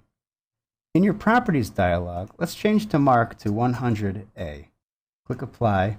Notice that the mark of the door changes to 100A. We can modify it either in the model or in the properties as you see fit.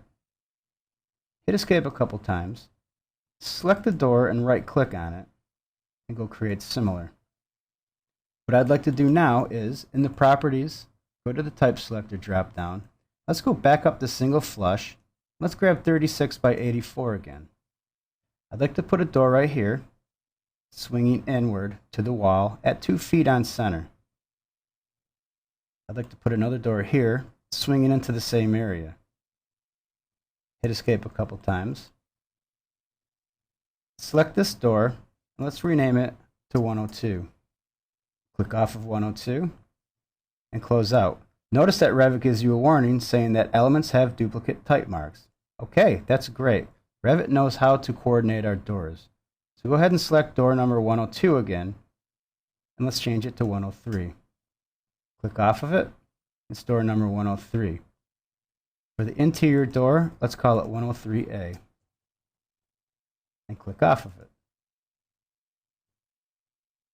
Let's do the same for the bottom. Let's right-click door 103. Let's go to Create Similar.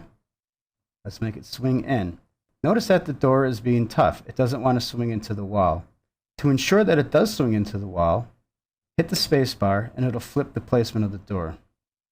Make sure your door is to 2 feet on the center line and pick that point. Let's do the same for the interior and hit Escape.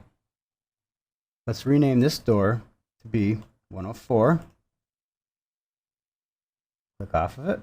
Let's rename this door to be 104A. And click off of that. Zoom out. Save your model.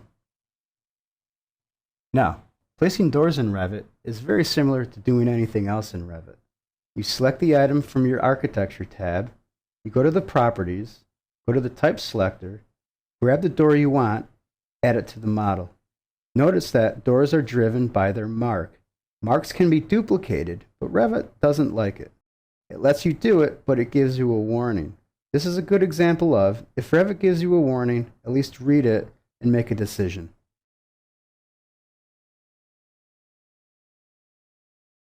In this lesson, we'll learn how to place openings into our model. Doors were easy. Openings are just as easy, but not as straightforward. Openings are considered to be generic models within Revit. As a matter of fact, up until Revit 2013, openings were grouped with doors, adding confusion when someone clicked the door button and Revit wouldn't allow that person to insert an opening. That person was me. The objective of this lesson is to add a corridor wall in the west wing and place an elliptical opening within the wall. Open the file you've been working on or open the file called Chapter 3 and follow along.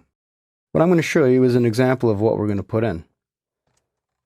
It's a nice little wall that's joined to the adjacent walls, and we have an elliptical opening. It's getting pretty fancy, I know. This is what we're going to do in this lesson. The first thing we need to do is place a wall to host a door into. We know darn well that Revit's not going to let us put a door in there unless we have the wall in first. On the Architecture tab, click the Wall button. Let's make sure our wall is basic wall, interior 6 1/8 inch partition, 2 hour. Zoom in on the corner of this wall and pick the point. For once, the wall's in the correct orientation. Scroll out and draw this wall all the way down to this point here. Once the wall's in, hit escape a couple times. The next thing we're going to do is we're going to place a component. On the Architecture tab, click the Component button. We don't want to put a desk in our wall, so what we're going to do is we're going to click on Load Family. We're going to scroll down until we find Openings. Double click on Openings. There's a few openings in here, but what I want to do is grab the bottom one. Passage Opening, Elliptical Arc. Click Open. Now what I want to do is I want to find the center of this wall and I want to place the door in it. You can see that Revit is going to snap us right to the center, but if it's not, remember you can type SM and force it to the center. Pick the inside of the wall and hit escape. This is a pretty small door. The next trick is to create another type of door. We've learned that there's several different types for other doors. This one we're going to actually make a different type. Click on the Edit Type button. Now that we're in the Edit Type properties, let's click the Duplicate button. This door wants to be 84 inches by 84 inches. We can get rid of the 2. Hit OK. For the width, let's type in 84 inches and hit Enter. Hit OK. Now we have a nice wide opening. Click on the default 3D view in the Quick Access toolbar. Hold down the Shift button and the Wheel button on your mouse and notice that you can scroll around. If you hover over the opening, you can select it. Select the opening, hold the Shift button, hold the Wheel button on your mouse, and notice that now when we zoom around, we're kind of rotating it upon the door. The door is the focal point. Next thing I want you to do is let's make sure we're back in Level 1 floor plan. Hit escape a couple times, type ZA, and click the Save button. We're getting pretty fancy here. It's good to know how Revit looks at openings. This is simply another type of family that can be hosted to a wall, but it's really cool to know how to make another type of a family.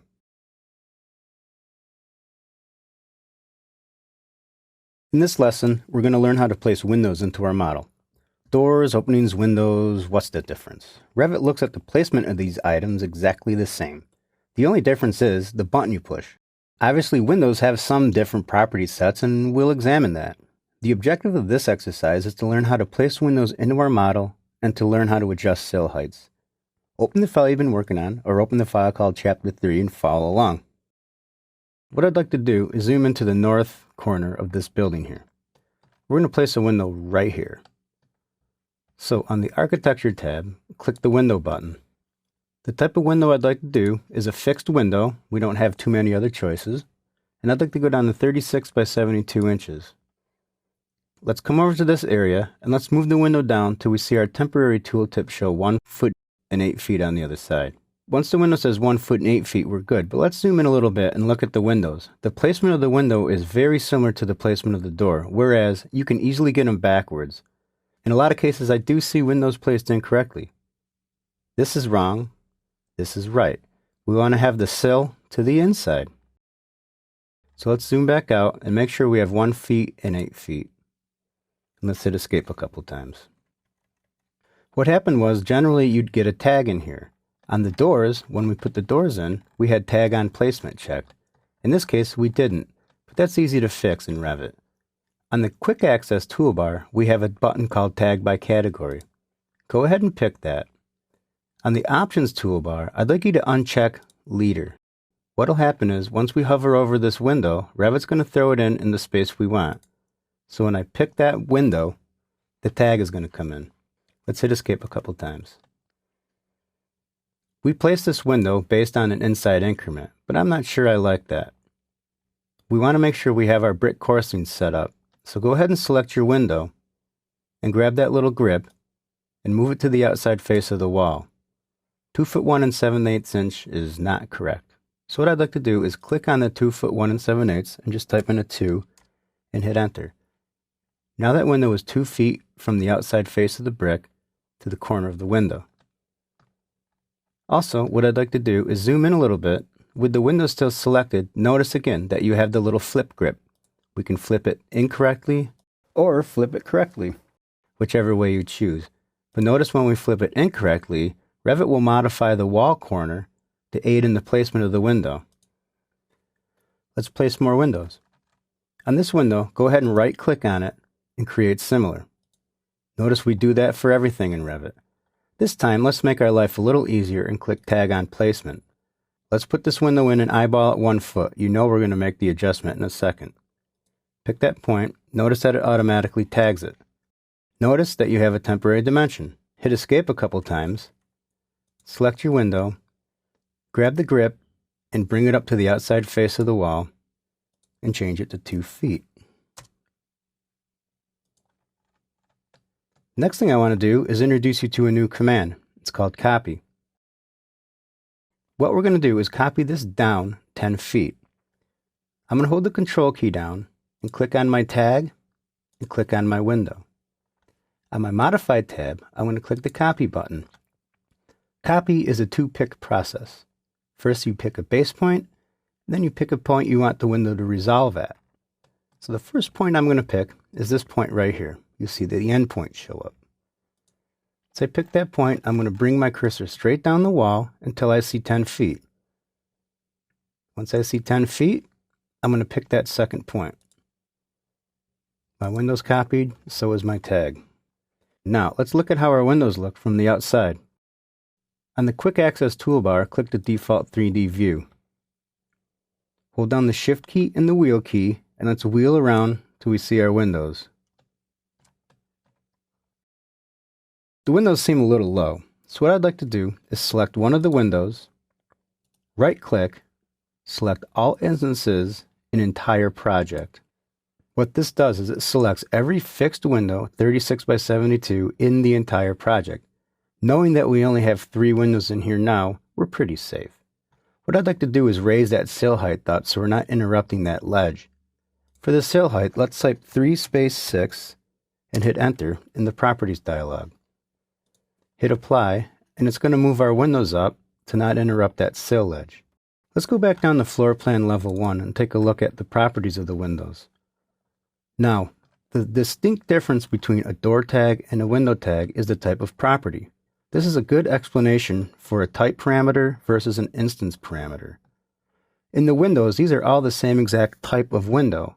So in a window schedule, we would generally have window type 9 and it would give the description of the window. A door, however, is slightly different. Each door is going to have a unique identifier for that door, whereas a window will not.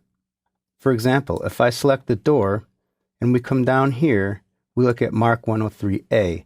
We know that we changed that and it didn't affect any of the other doors. However, a window is slightly different. If you select a window, you have to click Edit Type. Now, as I've explained before, the type of properties will change every window in the model, whereas the instance properties will only change the instance you have selected. So in the type properties for this fixed 36 by 72, let's go ahead and change one parameter, and it's called Type Mark. The door had a mark, the window has a type mark. So what we want to do is change that to A-A and hit OK. Now notice that every window is updated to A-A.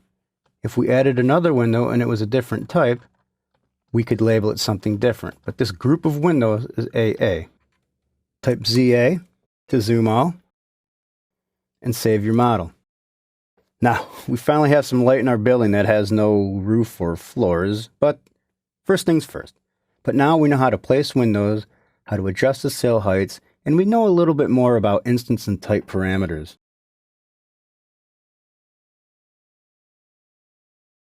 In this lesson, we'll learn how to add levels and views to our model. Before I explain levels, let's talk a little more specifically on what views actually are. One of the strongest points of Autodesk Revit architecture is that it's one single model. This single model, however, has to be broken down into a tangible format that allows the user to navigate through a project. We've discussed the project browser, but really, what is the project browser managing? Well, it's simply managing views of the model. We can navigate around the entire project just by going to Views and getting a look at our project. Go into Ceiling Plans, Floor Plans, Sheets, 3D Views, the whole 9 yards. So here's a little bit better of an example. In the project browser, you'll hear me say, go to Floor Plan, Level 1. Level 1 is simply a view. If we come down to Elevations, and we go to South Elevation is simply a view. And the project browser manages all of these elevations in one shot. You literally don't have to leave the project. And also, datum in the project are live and linked to the project browser itself. So I can double click on all of my datums and go to these levels anytime I want. I can go to callouts, sections, whatever I need to do. That's all linked to the project browser. Without the project browser, Revit's just another CAD application. So let's get started. Open the file you've been working on, or open the file called Chapter 4 and follow along. What I'd like you to do is go to the project browser and scroll down till we see Elevations. Let's go down to the South Elevation, double click that, and let's open it up. Let's zoom into the right side and see what we have here. We have Level 1 and Level 2. The first task is to move our levels out of the building so we can actually work on them. What I'd like you to do is select Level 1. Notice all the activity. We now know that blue items in Revit are editable. Also, what we see is this little drag grip. This is the same as walls and other items in Revit.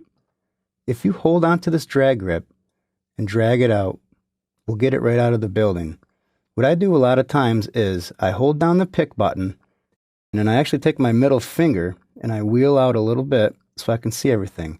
But also notice there's a little lock icon. This means that when we move the levels, the other levels will move with it, which is a fantastic way to control your standards and create symmetry in your model. So once we're outside of the building a little bit, go ahead and pick a point or let go of the button. Hit escape a couple times. The next task is to create a new level. On the Architecture tab, click the Level button on the Datum panel. On the Draw panel, click the Pick Lines button. Let's give it an offset of 10 feet. Remember, you can just type 10.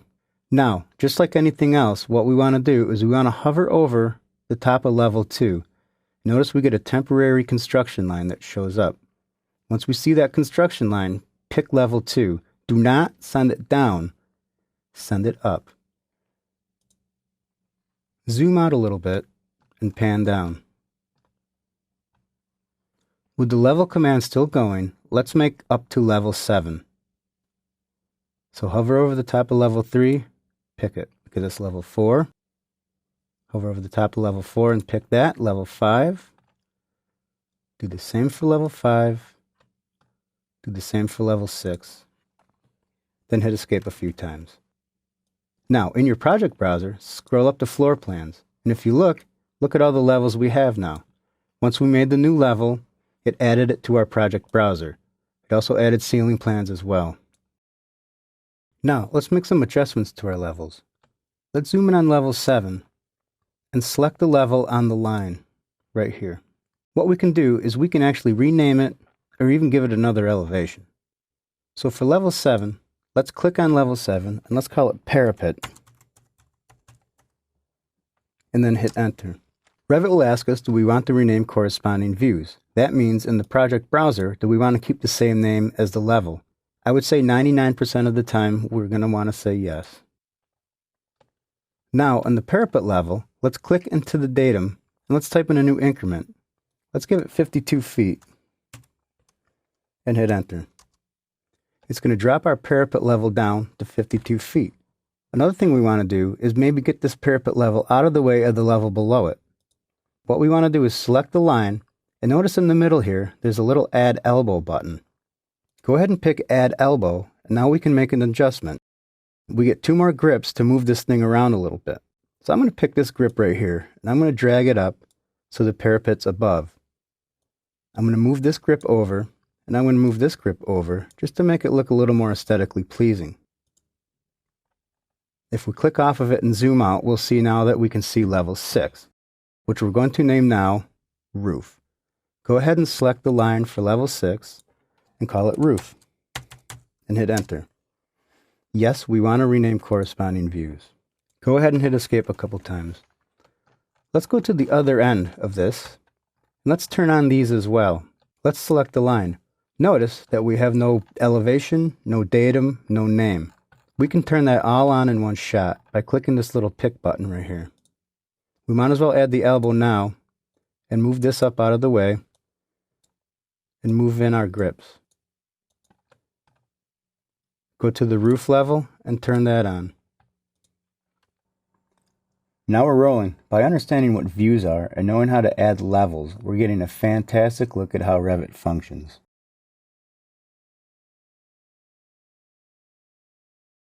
In this lesson, we'll learn how to constrain our walls to specific levels. Since we have levels, it's time to talk about using them. Levels drive Revit. They also control how our walls begin and end. Every object in Revit knows which level they're hosted by. Walls take it a step further. They know which level they start at, and they know which level they end at. The great thing is, if we change the elevation of a level, our walls will change elevation too. The objective of this lesson is to set top constraints for our walls to various levels. Open the file you've been working on, or open the file called Chapter 4 and follow along. Go to a 3D view by clicking the default 3D view on the Quick Access toolbar.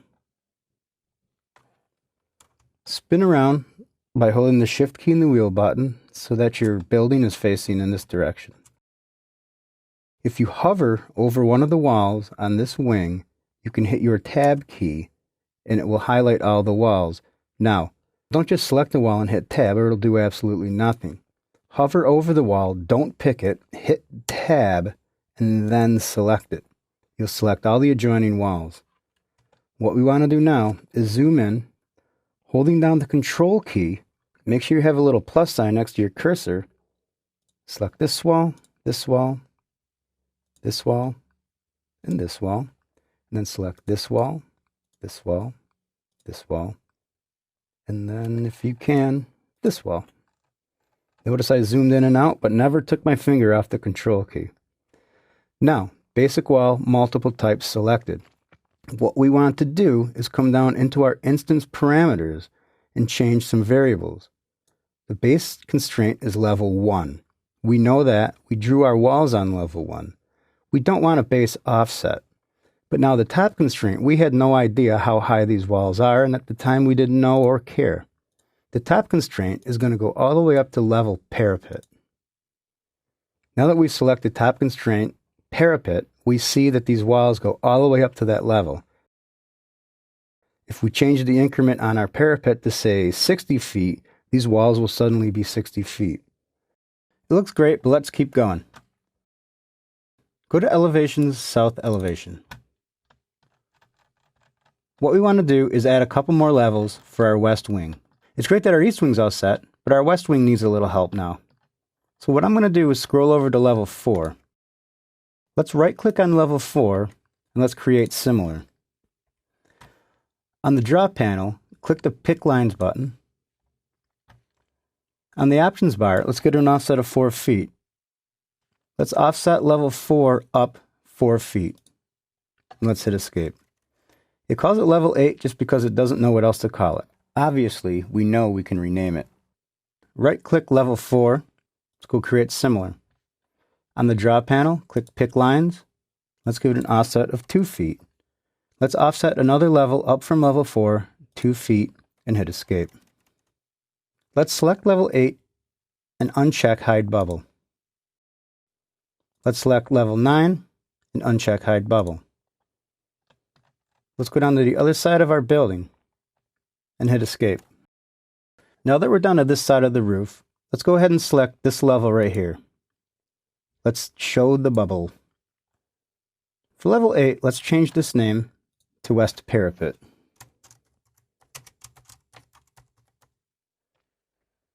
Once you click off of that, say yes to rename the corresponding view. We might as well add the elbow now and move it out of the way.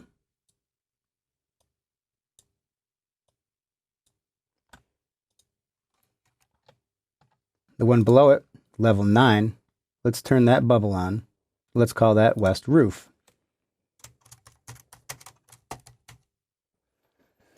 Hit Enter and hit Yes. Now that the levels are in place, let's drag these all the way down to the opposite end of the building. Once I select it, notice that they're all joined together.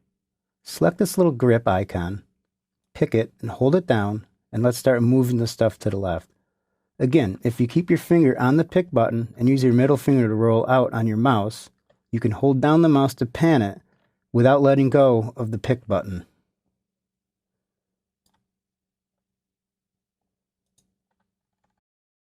While we're at it, we might as well turn all these bubbles on and adjust them accordingly so they don't run into one another.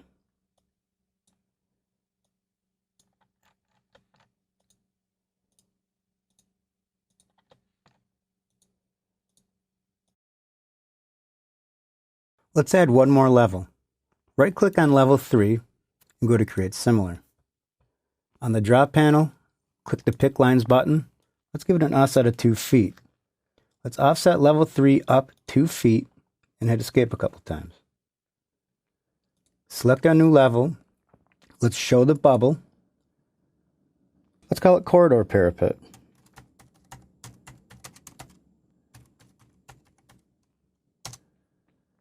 Yes, we always want to rename the corresponding views. Click the little elbow to clean it up, move it up and out of the way, and adjust the grid. Hit Escape a couple times. Now let's bring our walls up to this level. Let's go to a 3D view. If he asks you to save the project, save it.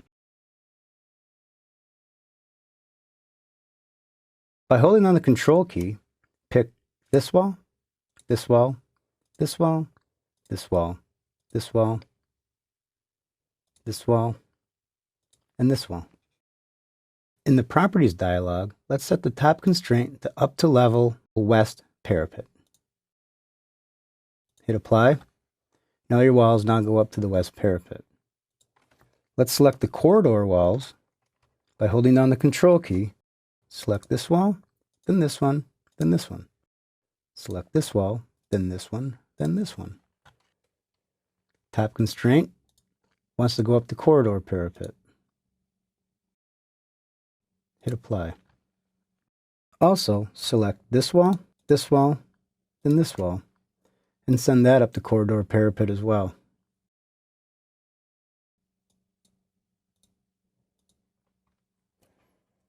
Hit Escape a couple times, and you're all set. Let's go back down to the south elevation. In the project browser, scroll down the elevations, building elevation, and go to south elevation. Let's zoom out a little bit.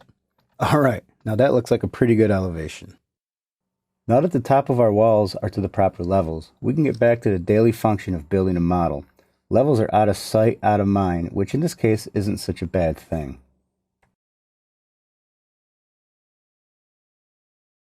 In this lesson, we're going to learn how to add building sections to our model. Building sections are actually slices through the model. I know I keep saying this, but I love this function. When we cut a section through our model, we are adding a new view. The great thing about this is its dynamic behavior. Once a section is in place, it is fully integrated with the building. If we make a change in plan or elevation, such as alter the height of a level, the section will automatically change. The objective of this lesson is to create a few building sections and be amazed at how much time you're saving. Open the file you've been working on, or open the file called Chapter 4 and follow along. The first thing I'd like to do is add a section in this area. So what we want to do is go to the View tab and click the Section button on the Create panel. Adding a section is a 2-click process.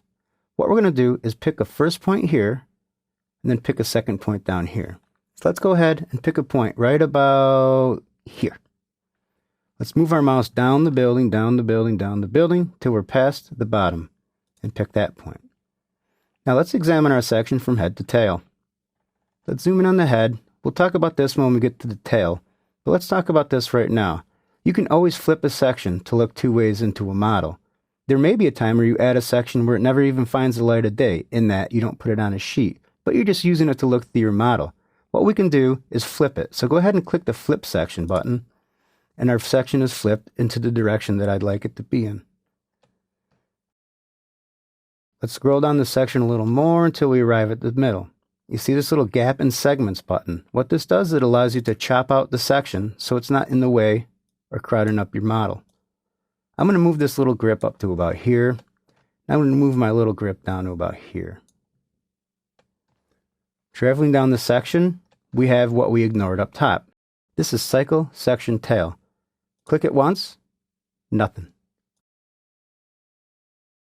Click it again, we have our bubble head. Please don't confuse that with bobble head. The deal is, if we only have this part on a sheet, we wouldn't know what section that was calling out, or vice versa on the top. Now we have the top and the bottom, which will read the correct number once this appears on a sheet. Let's look at another aspect of sections, and that's the depth in which you can view your model. Go ahead and select this little button right here, and drag it all the way over to here. What I want to do is zoom in on the section head and hit Escape. Double click on it, and it opens that section. What I want you to do now is type WT, that means window tile, and you should get the two windows open. Click into one window and type ZA. That'll zoom extents for both windows. Click into Floor Plan Level 1, and let's zoom in on this guy here. Select your section. What you'll see is the automatic link between the two. I select this section, and it actually lights up over here. This is called a crop region, and we'll talk about those in a moment. However, let's take a look at the dynamic capabilities that Revit has. So now if I pull this section over towards the back of the building, automatically we'll see these areas light up. What a great way to work. With both views open, let's take a look at the name. Section 1 just isn't going to fly. What I want to do is scroll down the project browser until we find sections. This is a brand new category that was just added because we added that section. Click the plus sign next to it to expand into the tree, and let's take a look at section 1. If we just click it, right click on it, and go to rename, we can rename it. Let's call this West Corridor Section.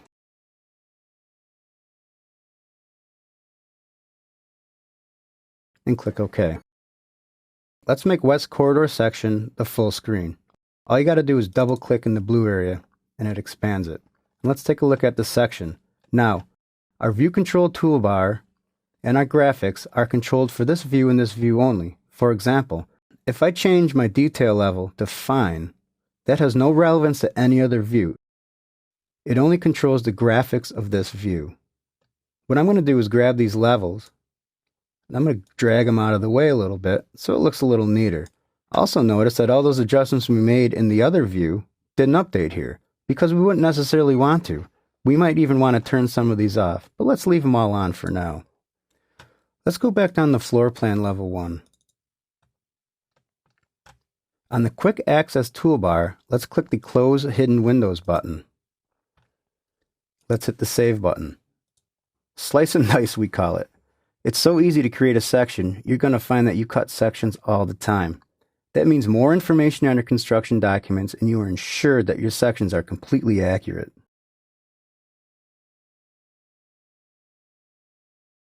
In this lesson, we're going to learn how to edit the profile of a wall in a section. Now that we have the ability to slice through the model and see it from every angle possible, it sure would come in handy if we could modify the model in these views. We can. The objective of this lesson is to edit the profile of a wall within a building section. Open the file you've been working on, or open the file called Chapter 4 and follow along. Let's zoom in on the section head and double click on it and open up the view West Corridor Section. This is what your view looks like. When we're done, this is what your wall is going to look like. To get to that point, let's do a few modify commands. Zoom in a little bit so you're comfortable with your view. Go ahead and select the left wall. Notice that we get the Modify Walls tab. You're used to that by now, I'm sure. What we can do, however, is edit the profile of the wall. Not every wall is going to just be straight and square. Go ahead and click Edit Profile. Now what happens is we're entered into what's called Sketch Mode. This is an advanced mode to edit the wall. We have a Finish Edit Mode button, and we have a Cancel Edit Mode button if we need to bail out. I don't think we'll need to do that, though. On the Draw panel, go ahead and click the Line button.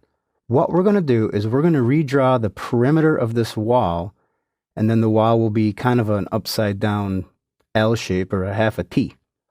What I want to do is I want to come in here, and I want to pick this endpoint right here. I want to bring my cursor all the way over to this point here, and I want to click this intersection or this endpoint right here. I'm going to bring my cursor all the way up. Now I'm going to click this spot right here.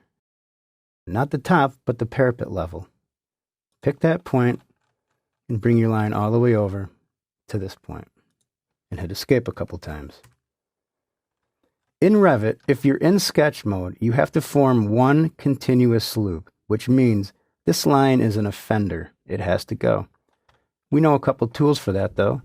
On the Modify panel of the Modify Walls Edit Profile tab, click the Trim Extend to Corner button. What we need to do is click this vertical line down here and click this horizontal line over in here. That's going to get rid of that line. Once you're done, you can simply click on Finish Edit Mode and it's going to draw our wall in. Perfect. The next thing we need to do is modify this short wall. All you need to do is select it.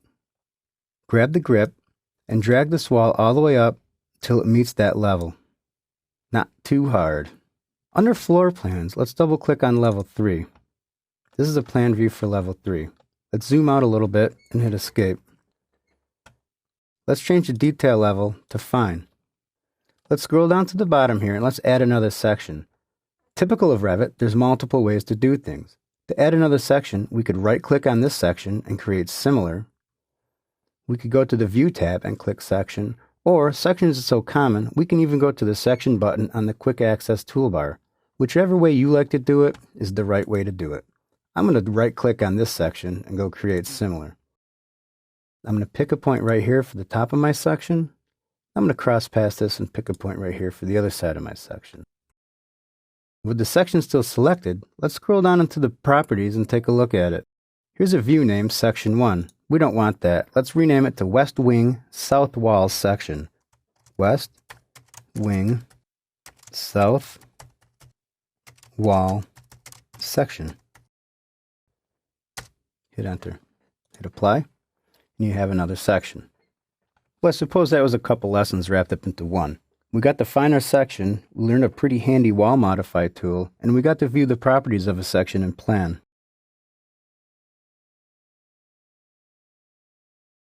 In this lesson, we'll learn how to split a section. Section lines can be tricky on drawings. One problem is, sometimes we don't want the section to go in a straight line. We might need a jog to a section at a certain point into a different area. The objective of this lesson is to split a section and jog half of it into a wall. Open the file you've been working on, or open the file called Chapter 4 and follow along. The first thing I'd like to do is zoom into this area, making sure we're on Level 1 in the Floor Plans. Let's add a building section. So if we click the Section button, let's make sure in the Properties we're clicked down and that we're using a building section. What I'd like to do is pick a point right about here and scroll down to about here and pick a second point and hit Escape. Go ahead and select your section. In the properties, let's change the name. Let's call it East Corridor Section. So under View Name, type in East Corridor Section. Hit Enter, and then hit Apply. Focus your attention now to the Modify Views tab. We have a Section panel, and we have a Crop panel. I'm interested in the Split Segment button on the Section panel. Go ahead and click on Split Segment. It turns your crosshairs into a little X-Acto knife. What I'm going to do is select this line right about here. Notice that I can move this section in or out. If I go above this slice, I can move the top in or out. What I want to do for this lesson is come down here and move the bottom in till we're cutting through that wall and into those rooms. Once you see that that's occurred, go ahead and pick that point. We could keep zigzagging this in and out, but for this example, we won't do that. Hit Escape a couple times. Let's double click the section and open it. Notice now that we're looking at the brick face of the wall, and this side over here is jogged into the wall. It's kind of a funky section, but there are cases where you'll need it. On the View Control toolbar, let's set the detail level to Fine. Under Floor Plans, let's go back down to Level 1. Type ZA and hit the Save button. This short lesson is useful sometimes, but good to know nonetheless. Keep this ability in mind, however, for those tricky areas you might be struggling to show.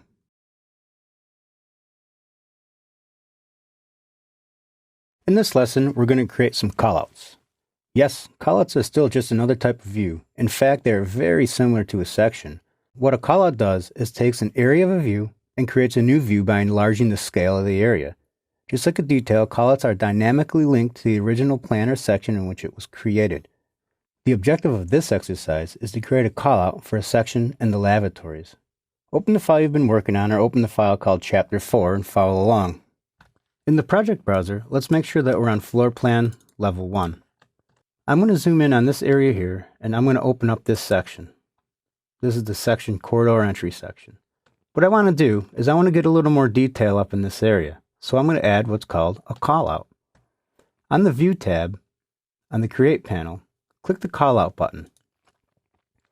Now simply pick a window around the area that you want the callout to pull in. So I'm going to pick a point here. I'm going to pick a point right about here. To adjust the callout, I can simply select it. I can grab this bubble here, and I can drag that end all the way around, maybe over to here. I can even add a little tail on it by clicking this bubble. It's hard to do, notice mine is a little crooked, but if you take a second chance at it, usually it straightens it right out. It's kind of weird functionality, but it works. We can also grab these grips and move them in a little bit, depending on the area we want to see.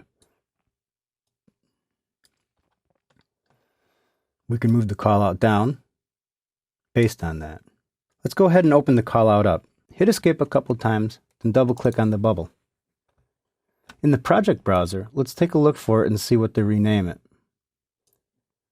It's under Sections, Building Sections. It's under Sections because of the fact that we created it in a section. Later, we're going to create a callout of a floor plan, and it's going to be in Plans. Callout of Corridor Entry section is exactly what I want to call this, so that's fine. You can leave that alone. Let's go back down to the Level 1 floor plan. Let's zoom over to the lavatory areas. Let's put some callouts in here. I'm going to grab this callout. I'm going to pick a window like this. I'm going to double click on the callout and open it up. Sometimes you'll have extraneous information. It's weird when you have sections that are split. Sometimes they show up. If I select it and then right click on it and go Hide in View, Elements, I don't have to worry about seeing it anymore. I can now zoom in on my area and I'm fine. Let's set the scale for 3/4 of an inch equals a foot. Let's set the detail level for fine. In the properties, let's scroll over and rename it. Instead of callout of level 1, let's call it typical men's lavatory.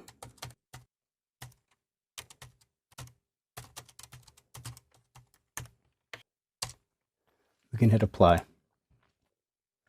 Let's go back to the level 1 floor plan. Let's repeat the procedure down here. What I like to do is just right click on it and create similar. Let's pick a window around this area and pick this. Let's open up the section. Let's hide the section marker. Let's zoom in on it a little bit. Let's change the scale to 3/4 of an inch equals a foot. Let's set the detail level to fine. Let's rename it to typical women's lavatory.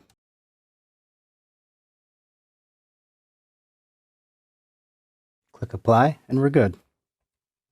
Let's go back down to the level 1 floor plan. Let's zoom over to one of our elevators. Let's put a callout around this. Click your callout button, pick a window, and set your callout. Double click on your callout. Let's keep the scale at 1/4 inch equals a foot.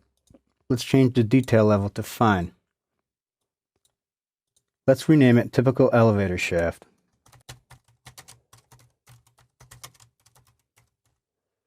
Hit apply. Notice the dimension didn't come with it.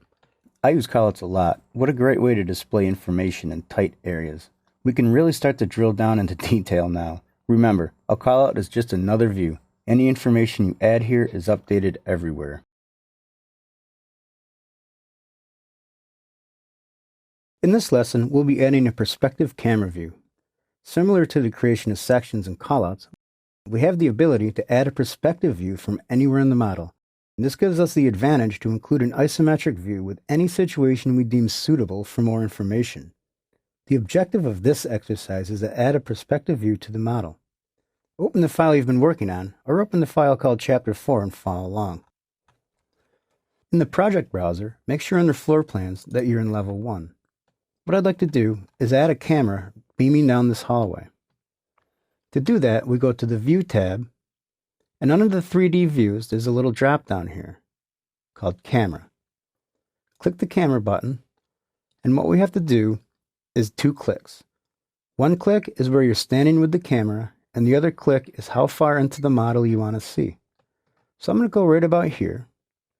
And I'm going to pick this point, and I'm going to click it all the way down, and I want to see right past this doorway. You don't have to be straight. As a matter of fact, you probably won't be able to be. We can make this adjustment in a minute. I'm going to come right past this door, and notice our perspective line of sight. Our offset is 5'6", which is the average adult height. I'm going to pick a point right about here. That opens up our perspective view. On the View Control toolbar, let's set the detail level to Fine. On the visual style, let's set the hidden line to Realistic. Now if we zoom in on the door, we'll see it actually looks realistic. Of course, we don't have any floors or ceilings, but we can still turn our shadows on. Let's click the Shadows Off button, and it'll turn shadows on. Let's turn the Shadows On button, and it turns shadows off. A word about shadows. Make sure you really want to turn the shadows on. If you have an elevation or a plan, and you have no intention on showing shadows on your drawings, don't turn them on. This is the one thing that's going to slow your model down the most. Go ahead and close out of this view by hitting the X. This brings us back down to the plan view. The funny thing about camera views is they disappear, and that makes sense. The problem is we want to find it and we want to rename it. So in the 3D views, we find that now we have 3D view 1 in addition to our default 3D view. Right-click on 3D 1 and go to Rename. Let's call it East Wing Corridor Perspective.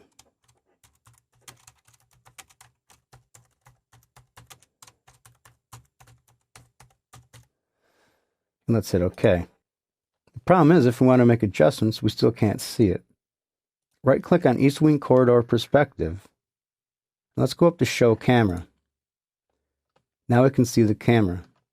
Now we can change the view angle, we can change the depth, we can change all the things we want about the camera. We can physically move it to another location, we can do whatever we want. Hit Escape a couple times. Let's open up East Wing Corridor Perspective. Now remember, this is just another view like anything else. We have our crop regions, we have our view control, we have all these items. So if we wanted to, we could stretch this out a little bit to show a little bit more of the wall, just like any other view. Go ahead and close out of this view. Let's make sure we're in floor plan level 1. Type ZA, hit the save button, and we're all set. That's pretty up that corridor. It's great to be able to do this. Maybe the views won't go on a sheet, but it sure helps you understand a space and exactly what's going on. In this lesson, we'll be adding elevations to our model. We looked at elevations before and played around with them a little bit, but we never actually got to create one. Well, here's our chance. Elevations are provided to allow you to add a straight-on 2D looking view of a vertical surface of a wall.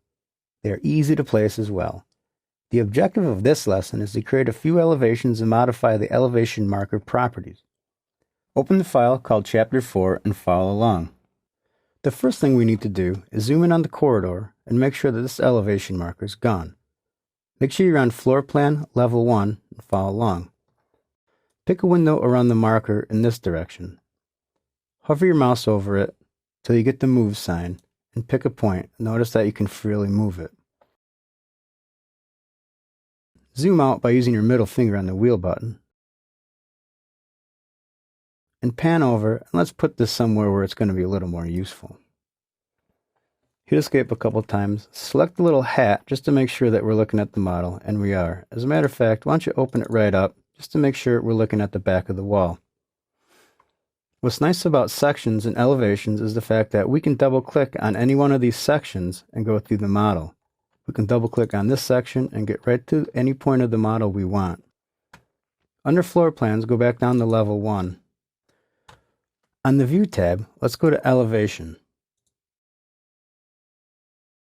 Notice the behavior of the elevation. It's kind of sticky in a way. When we bring it next to the building, it actually will look at the face of the building that we're closest to. Even on a radial wall, it kind of follows the wall around. What we want to do is put this elevation marker right here, aiming at this wall. Once you're around the spot that I'm at, go ahead and pick a point right there. Hit escape a couple times and select the elevation marker. It's looking into here, but let's grab this grip and just move it up a little bit so we're seeing the inside of the wall. Double click on the elevation to open it up. Now we can see we have the wall. Change the detail level to fine. Let's rename it in the properties dialog. Scroll down till you see view name, and let's call it West Wing Southeast Elevation.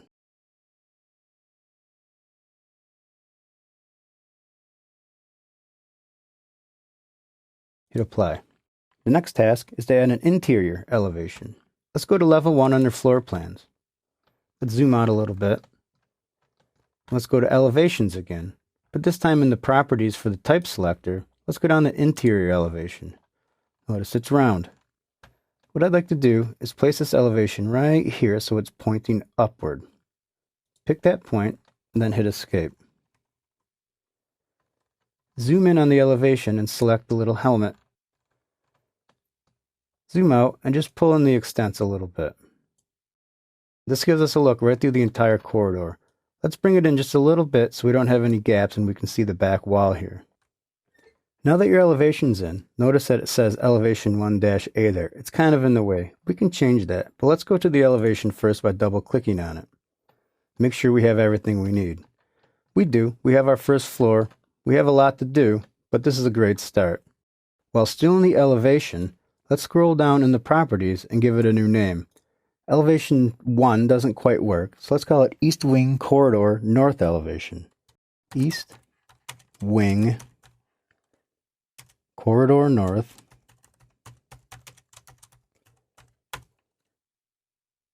Elevation.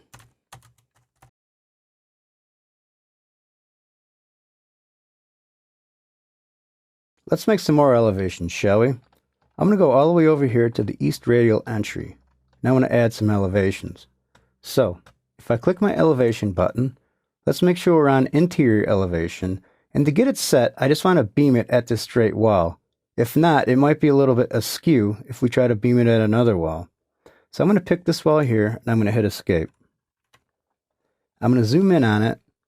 I'm going to pick a window around it, and I'm going to move this just like I moved the exterior elevation, out to somewhere that makes a little more sense. I'm going to hit escape a couple times, then I'm just going to pick the bubble. I'm going to turn on every one of these elevations. With all the elevation markers turned on, let's make some slight adjustments. I'm going to select the top one, and it looks like it's going a little farther than I like it. I just want to see the atrium area. So I'm going to pull this into here. I'm going to pull this over to here. I'm going to push my view back up into the wall. I'm going to do the same for all 4 elevations. I select it. I make my view a little bit more reasonable by just grabbing the grips. Grab the bottom one. This one really went down the hall. I'm going to pull that in, pull that back a little bit.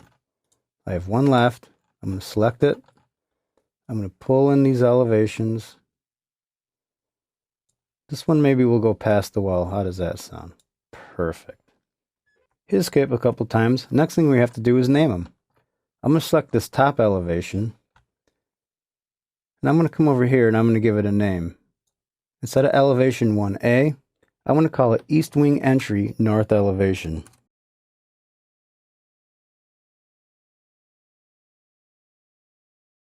It'd be a good idea to copy this text to the clipboard by selecting it and hitting Control C. Hit apply. Now let's grab this one over on this side. Let's scroll down to the name. Hit Control V. I'm going to call this East Elevation. I'm going to hit apply. I'm going to grab the one on the bottom. Go to the properties. I'm going to hit Control V. I'm going to call it south. And I'm going to do one more. I'm going to scroll down. And I'm going to change it to west. Perfect. One last thing we should probably do before we leave this is change how incredibly ugly these look. They're impossible to read. We can change that. So what I want to do is go to the Manage tab, go to Settings, Additional Settings. Let's go down to Elevation Tags.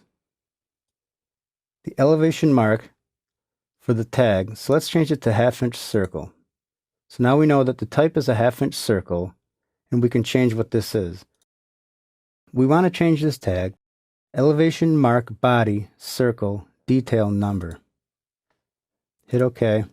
That's a lot better.